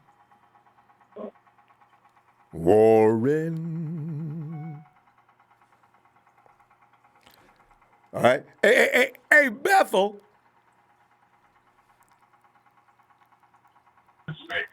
Hey, Ronbo. Hey, Bevel. How you doing tonight? I'm doing good. I'm just hearing a lot of stuff and everything. And, one thing that a lot of people have to realize that I was seeing a lot of holding from the New Orleans Saints, a lot of through the whole game. And I didn't see any flags thrown on their side of the field. I know. So the referees were helping them out a lot. And they're over here bitching. They're over here bitching about the calls that they did. Sean Payton, the whole half the game, walking around with his arms stretched out like he's being mistreated. Sean, put your arms down, man. God. I'm not like, I go, and the 2-1 penalties that they did, when they hit our fullback, the only reason they threw the flag is because they seen him grab his helmet. Mm-hmm. If they didn't want to throw it, but they knew that if they would not throw it, a lot of 49er fans were going to get pissed that they didn't throw a flag at that. Mm-hmm. And then the George Kittle one, when they were grabbing his helmet, he dragged the guy over 11, 15 yards. 17 yards until they threw the flag. I'm like, what kind of bullshit is that? Well, no, they threw 3 flags, but the dude was holding on and wouldn't let go. He was begging the referee to do that. He said, if I let go of this dude, he's going to leave. I got to quit this flag because I can't stop him any other way. Because he couldn't stop George one-on-one until them 2 other dudes came on and they all ganged him down to the ground. Yeah. So. Yeah, and, if he would not have done that, George Kittle would have gone for a touchdown. Oh yeah, that would have been done for them. The game would have been done. So they don't have anything to complain about the referees, that the referees were helping them out. Well, Sean, you saw Sean in his press conference, right? He says, "Don't ask me anything about the officiating." yeah, I seen that. Sean, are you mad, bro? Hey, if it wasn't for the holdings that they were doing, I bet we would have got more sacks and we would have got to him right away. But they have to hold our defense to actually he could get the ball. They were holding last week, Bethel. We might as well get used to it. I don't think they're going to call holding on people holding our defensive line. It's really bad sometimes too. You're right. Yeah, it is. But that says a lot about our team. They, usually, when stuff like that happens, we lose games, and they didn't give up. They didn't care that the referees were going on their side. The thing is, Bethel, that fight, that game, I thought we were getting ready to be killed in the first quarter. Remember they were scoring at will? But the offense came out there, oh, no, you don't. And they kept coming back. Bethel at the half, I was laughing. But if we're leading this game at the half, whoa. And sure enough, we were 28-27. Yeah. So, wow. So we got a lot to be we have a lot to be proud of our team. Absolutely. And I'm happy that, we're 11-2. And actually I was watching the Seahawks game and I seen their luck just ran out. Their luck ran out. Good. I'm sick of them. No miracle, no nothing. Yeah.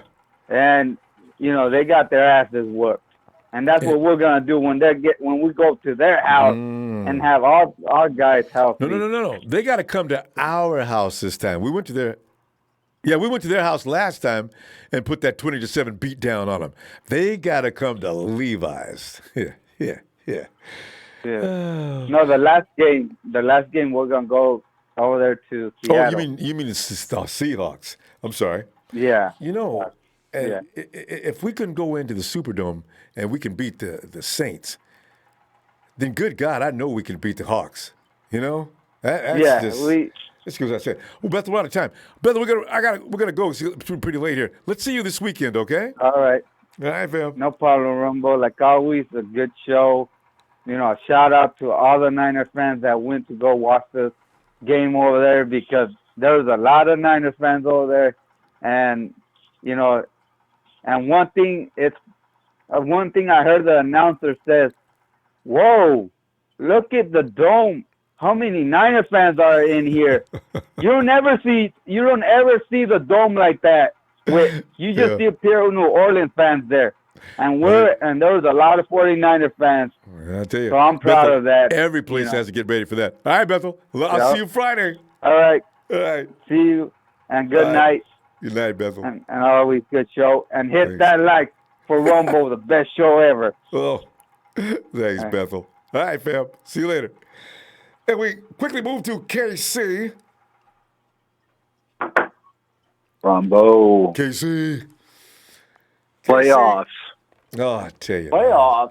Oh, Playoffs. I know, right? It's been a foreign word for us. Screaming Steven, man. What do you want to see? Playoffs? What does he need to see, man? That was playoffs, man. Steve, Jimmy G is a 2-time Super Bowl champion. That means he was on the sideline twice waiting to get in. Yes. Come on, Steven. Nice. Steven, you're calling him porn star Jimmy and you want to, wait for the playoffs. Steven, you're not fooling me, man. I see through you, you potato head. Screaming Steven, man. Oh, man. Now you got me screaming, right? Well, it's warranted too. Stephen A. Smith and all those guys, I think they do a lot of what they do just to get attention. They know they're burning people up, and they particularly know who they're burning up too, because we react. The 49er fan base is an emotional crowd, and they know how to push our buttons. If we ignore them, I think it hurt their feelings more. Hey, Rumble, what's the word on Weston Richburg? He's out for the season. He tore a tendon. And usually, it's really, you seen that replay? Did you see Richburg laying on the floor? Yeah. You could see his mouth was open wide. He was screaming. And Kyle, I didn't see that. It was a stupid play. I don't know why Kyle called that play. They were doing better swinging right, swinging left. He ran that play, and Tevin Coleman, Kyle needs to start thinking about using Tevin Coleman as his back out of the backfield on receiving routes. Yeah, he's on receiving only. Yeah, let Mostert and Breda do the heavy lifting as far as running between the tackles. Yeah, use him TC as damn it. I like Ben Garland though to fill in for Weston Richburg. I think he's had an interesting career. If you really look at it, it's kind of random, but I'm pretty sure he's a captain in the National Guard. Yeah. He's a big guy. He's ready to go. And right now it's about who's fresh and who's man, I'm so impressed with Kyle, man. Oh, yeah. Kyle, the way he uses routes, man. I don't know how. I've never really seen anyone take like drag routes and turn them into like potential. You have to respect everything he does, and he sets it up, and it's just so beautiful to watch. It man. is. It's just I don't know what Steven what Steven's waiting for, man. That's just let him wait. Baloney, man. Let him wait. You know, and then you know what's going to happen, Ronbo? The playoffs are going to come here, and Jimmy's going to go straight Super Saiyan, man. And it's going to be, you know, Jimmy's going to have his 70-75% completion, and then what is Steven going to say then? He's going to have to finally yield because he starts to look foolish after a while. I think he'll know when that point. He starts to look silly now. And most everybody else is taking that route. Ryan Clark and even Nate Burleson, and they're all like, "Well, shoot, especially man, they Ryan Clark disrespected the Packers." And I mean, these games are demoralizing teams, man. The Saints aren't going to come back from it. The Saints are like, "Oh, well, another day of the refs screwing us over." Yeah, well, you know, that's what they were thinking. And you know, Stephen heads got up on him too. Juice right there, man. I think Juice really kind of saved. I don't know how else to put it, but I think Juice kind of saved the game right there. But man, and it was great because it was like, you know, the game against Seattle. It was like, well, our offense might not be able to beat you, but our big brother defense can beat you. But yesterday it was like Niners are just going to score really quick, you know, which was really kind of two or three plays, I think they took. You know, our team's not used to that. We need to stay on the field a little longer with the offense. The defense was coming out a little too frequently, but they did get smoked right from the beginning. And we do have to fix Marcel Harris, or otherwise teams are going to search him out in every game. So we got to get him fixed this weekend because Matty Ice will kill him. What too. a game, man! Yeah, and you know when they had 5 turnovers earlier in the season. The team can do whatever they want. They're the Warriors, man. They're strength in numbers, man. They don't need an MVP. They are tough. Casey, we got to go. Oh, man. We're going to see you Ronbo, Friday. can I give a shout-out, man? It was a hell of a day in the NFL, man. I've been watching the Niners my whole life, man. I just want to give a shout-out to the 8 tight ends above George Kittle, O.J. Howard, Evan Ingram, David Njoku, Gerald Everett, Adam Shaheen, Jonnu Smith, Michael Roberts, and last but very not least, Jake Butt. Perfect name to end it with, too. Kittle's got to work out. I don't know who said Kittle's got to work out legs, man. Kittle just double suplex 2 people and someone else, man. Legend has Kittle still dragging Saints right now, man. Get them lights up, man. Niners are going to the Super Bowl, man. Yes, dude. Even Al Michaels last night. The Seahawks are down 16 with a minute left. Al Michaels was talking about George Kittle as the play of the year, man. Oh, man. I love it. That's a good time to end for that, too. All right, KC. I'll see you this weekend. Have a great night, fam. Take care, Ronbo. You're a machine, fam. Adios, man. Thanks, fam. Adios. Hey, and let's go ahead and check out here. Who we got here? We're going to go over and check on Warren again. Hey, Warren, are you there? Warren. All right. So we're going to go ahead and check out. I got to go anyway. Hey, fam, I'll see you Friday. Boy, hey, look for me on Twitter. Help me attack these people. Jason Whitlock. Mike Florio, I've not checked him out yet. He's another guy I got between the crosshairs. Stephen A. Smith. I'm actually starting to understand some of the things he's saying. I'm not mad at him this week like I normally am. There's a few other guys. So, boy, Skip Bayless, boy, you and Shannon Sharp, man, y'all need to. Okay, anyway. Hey, we have to, you know what we have to do? Stop reacting to these fools. I can't stand it, though. I go ahead and see what they're saying just so I can get mad. Fam, please hit me some likes. You know, I love you. I can't wait to see you Friday. Have a great week between now and then. We get ready for the Atlanta Falcons. Who dat? We dat. Niners!